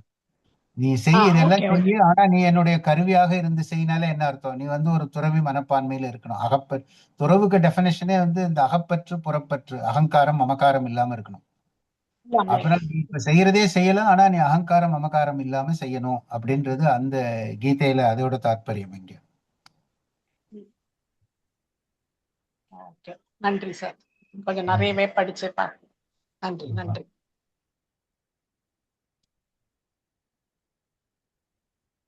என்ன இல்லறத்துக்கும் துறவரத்துக்கும் என்ன வித்தியாசம் இங்க பரிமேலழகர் காட்டுறது என்னன்னா, இல்லறத்திலையும் இந்த நல்ல குணங்கள் எல்லாம் பழகுறோம். அன்புடைமை, செய் நன்றி அறிதல், இனியவை கூறல், அப்புறம் இந்த ஒழுக்கமுடைமை, அடக்கமுடைமை, பொறையுடைமைன்னு வரிசையா வருது. எல்லா நல்ல குணங்களையும் பழகுறோம். ஆனா துறவரம்னு வந்துட்டதுக்கு அப்புறம் நிறைய விரதங்களை மேற்கொள்வார்கள் அப்படின்னு அவர் இந்த முகவுரையில சொல்றாரு. இல்லறத்துல ஒழுகி அதுக்கப்புறம் வீடு பேரு தான் எனக்கு முக்கியம்னு அதுக்கு வந்து, அப்புறம் அந்த கரணங்கள் தூயவாதர் பொருட்டு அவரால் காக்கப்படும் விரதங்களும் அவற்றான் அவை தூய ஆய வழி உதிப்பதாய ஞானமும் அப்படின்னு துறவரத்துக்கு விளக்கம் கொடுக்கிறார். அவங்க என்ன பண்ணுவாங்க, இதே இல்லறத்துல இருக்கவங்க தான். அப்புறம் இதுல வந்து ரொம்ப அந்த இன்டென்சிட்டி ஆஃப் பிராக்டிஸ், இந்த இன்டென்சிட்டி, அந்த விரதம் அதையெல்லாம் ரொம்ப இன்டென்ஸா பண்ணி அந்த உள்ள இருக்கிற மனசு புத்தி எல்லாம் ரொம்ப தூய்மையாகி அப்ப அதனால பிறக்கிற ஞானத்தை உடையது, அதுதான் துறவு வாழ்க்கை அப்படின்னு. டெஃபினிஷன் ரொம்ப பிரமாதமா இருக்கு சார் நீங்க சொன்னது. போது துறவுக்கு தேவையான அத்தனை குணங்கள், நீங்க லிஸ்ட் பண்ண அத்தனை குணங்களும் ஃபாலோ பண்ணுன்ற எண்ணம் இருக்கும். ஆனா உங்களால முழுசா ஃபாலோ பண்ண முடியாது. ஏன்னா நீங்க பொருள் தேடி கொண்டிருப்பீர்கள். உங்களுடைய அந்த துறவுன்னு வரும்போது இந்த பொருள் தொடுற வேலை உங்களுக்கு அங்க இருக்கக்கூடாது. நீங்க இன்னமும் பொருள் தான் தேடி கொண்டிருந்தீர்கள்ன்றது பெருசா திறந்த மாதிரி அர்த்தம் இல்லைன்னு எனக்கு தோணுது. இந்த பொருள் தேடுற வேலையை உங்களுக்கு என்னைக்கு நிக்குதோ, என்னைக்கு வந்து அந்த பந்தம் அறுபடுகிறதோ, அப்போ நீங்க இது எடுத்த எல்லா விரதங்களையும் நீங்க வந்து கொஞ்சம் கூட ஒரு காம்ப்ரமைஸ் இல்லாம செய்து முடிக்கிற ஒரு ஒரு ஒரு இன்டென்ஷன், ஒரு இது வரும். அப்போ எனக்கு தோணுது. ரொம்ப நன்றி, ரொம்ப நல்ல அருமையான டெஃபினிஷன். ஆமா, அதனாலதான் இப்ப நம்ம துறவிகள் நிறைய பேரு அந்த துறவை நீங்க சொல்றதை வச்சு பாருங்க, அவங்க ஒரு பெரிய ஸ்தாபனத்தை உருவாக்குறாங்க, அப்புறம் அந்த ஸ்தாபனம் பெருசாகணும்னு திட்டம் போடுறாங்க, அதுல நிறைய அங்கத்தினர்களை சேர்க்கிறாங்க. அது எங்க துறவு இருக்கு? துறவே இல்லை அதுல. நான் ஒரு மடமோ இல்ல ஸ்தாபனமோ உருவாக்கி அதை பெருசாக்கிக்கிட்டே போகணும், அதுல பெரிய பாப்புலாரிட்டி வருது, அப்புறம் நிறைய இடத்துக்கு நான் போகணும், நிறைய கண்டென்ட் கிரியேட் பண்ணி, அவ்வளவு உலக வாழ்க்கையில மாதிரி தான் அவங்களும் பண்றாங்க. ஆன்மீகம்ன்ற பேர்ல அது மாதிரி பண்றாங்க. அங்க எங்க துறவுன்னு எங்க வந்தது? அந்த அதனாலதான் துறவத்தை பத்தி நல்ல திருவள்ளுவர் வந்து தெள்ள தெளிவா அதை சொல்லியிருக்கிறாரு. அதுக்கு அது துறவுன்ற அதிகாரத்துல தனியா அதை பார்க்கணும். அது நம்ம அதுல இன்னும் அந்த துறவுக்கு அவர் கொடுக்கிற டெபினேஷன், அதுக்கு பரிமேலழகர் கொடுக்கிற உரையெல்லாம் பார்த்தா இவங்கெல்லாம் அந்த துறவுன்ற நிலையில கொஞ்சம் கூட போகல அப்படின்றது தெரியும். நல்லா நான் நல்ல காரியத்துக்காக தானே பண்றேன் அப்படின்னு சொல்லிட்டு பண்ணக்கூடாது அப்படின்னு சொல்லியிருக்காரு. நல்ல காரியம் தானே, நல்ல காரியம்னா இப்ப நீ துறவின்னு சொல்லிக்காத, இந்த இதுல இருந்து பண்ணு. துறவுனா எல்லாத்தையும் துறந்தவரா தான் இருக்கணும் அப்படின்னு. நீங்க அடுத்த மாசம் என்ன தலைப்பு கொடுத்திருக்கீங்க அண்ணன்ட்டு தெரியாது. ஆனா அந்த துறவரவியலை வந்து நீங்க கொடுத்துட்டு அதை வந்து கட்டாயம் சொன்னா நல்லா இருக்கும். ஏன்னா ரொம்ப அருமையா இதோட கண்டினியூஷனா இருக்கும் அது. ஆமா, நானும் அப்படிதான் நினைச்சேன். இன்னைக்கே ஆக்சுவலி கொஞ்சம் துறவுல இருந்து சொல்லணும்னு நினைச்சேன், ஆனா நேரம் பத்தல. அதை தனியா கூட இதோட தொடர்ச்சியா நம்ம பார்க்கலாம். துறவுன்ற பார்வை எப்படி, அது நமக்கு எந்த விதத்துல பொருந்தும்? ஏன்னா நம்ம இப்ப இல்லறத்துல இருக்கோம், சரி நம்மளுக்கு அது எந்த விதத்துல பொருந்தும்? அகாடமிக் இன்ட்ரெஸ்ட் தானா இல்ல நம்மளுக்கு அது முக்கியமா அப்படின்னு. பரிமேலழகர் வந்து நம்மளுக்கும் அது முக்கியம்தான்றதை எடுத்து காமிக்கிறார். இல்லாட்டி வள்ளுவர் அதை பத்தி பேச மாட்டார். அது எல்லாருக்கும் தேவையான ஒன்றுன்றதுனால அதுக்கு எப்படி நம்மள தயார்படுத்திக் கொள்வதுன்றதும் அவர் சொல்றாரு. ரொம்ப பிரமாதம். இந்த நம்ம இந்த மாதிரி தொண்டர் கூட்டு மற்றும் இந்த துறவியாக இருப்பவர்களுடன் இருக்கிற கூட்டு இருக்குல்ல, அது ரொம்ப ரொம்ப ஹெல்ப் பண்ணுதுன்னு நான் நினைக்கிறேங்க சார். நம்மளால ஒரு விஷயம் முடியல, நமக்கு நல்லா தெரியுது. அவரால் ஒரு விஷயம் முடியறது, ஒரு துறவியா இருக்கிறாரு, அவரால் ஒரு விஷயம் முடியுது. நம்ம அந்த இடத்துக்கு போறதுக்கு என்ன பண்ணணும்ன்ற ஒரு கான்ஸ்டன்ட் சீக்கிங் இருக்கு இல்லைங்க சார். அது ஏதோ பந்தம் அறுபடும் போது நீங்க டக்குன்னு அந்த இடத்துல இந்த வேலன்ஸ் எலக்ட்ரான் ஜம்ப் ஆகுற மாதிரி ஜம்ப் ஆயிருவீங்க. You will no more be இந்த group of electrons you are already around the nucleus. உங்க வீட்டை சுத்தி ஒரு தேசிய நீரோட்டத்துல இந்த ஒரு துறவுல நீங்க போயிருவீங்க. அதுதான் அது நீங்க ரொம்ப நல்லா சொன்னீங்க. ரொம்ப நன்றி. Thank you sir, thank you. So thank you sir. வேற எதுவும் கேள்வி இல்லைன்னா நம்ம முடிச்சிடலாமா? சந்தர்ப்பத்துல சந்திப்போம். ஓகே, நன்றி. அனைவருக்கும் நன்றி. இத்துடன் பூர்த்தி செய்து see you next session. Yeah, thank you sir. Thank you everyone. Thank you sir. Thank you. Shivaya Namangaya, Nanjingaya.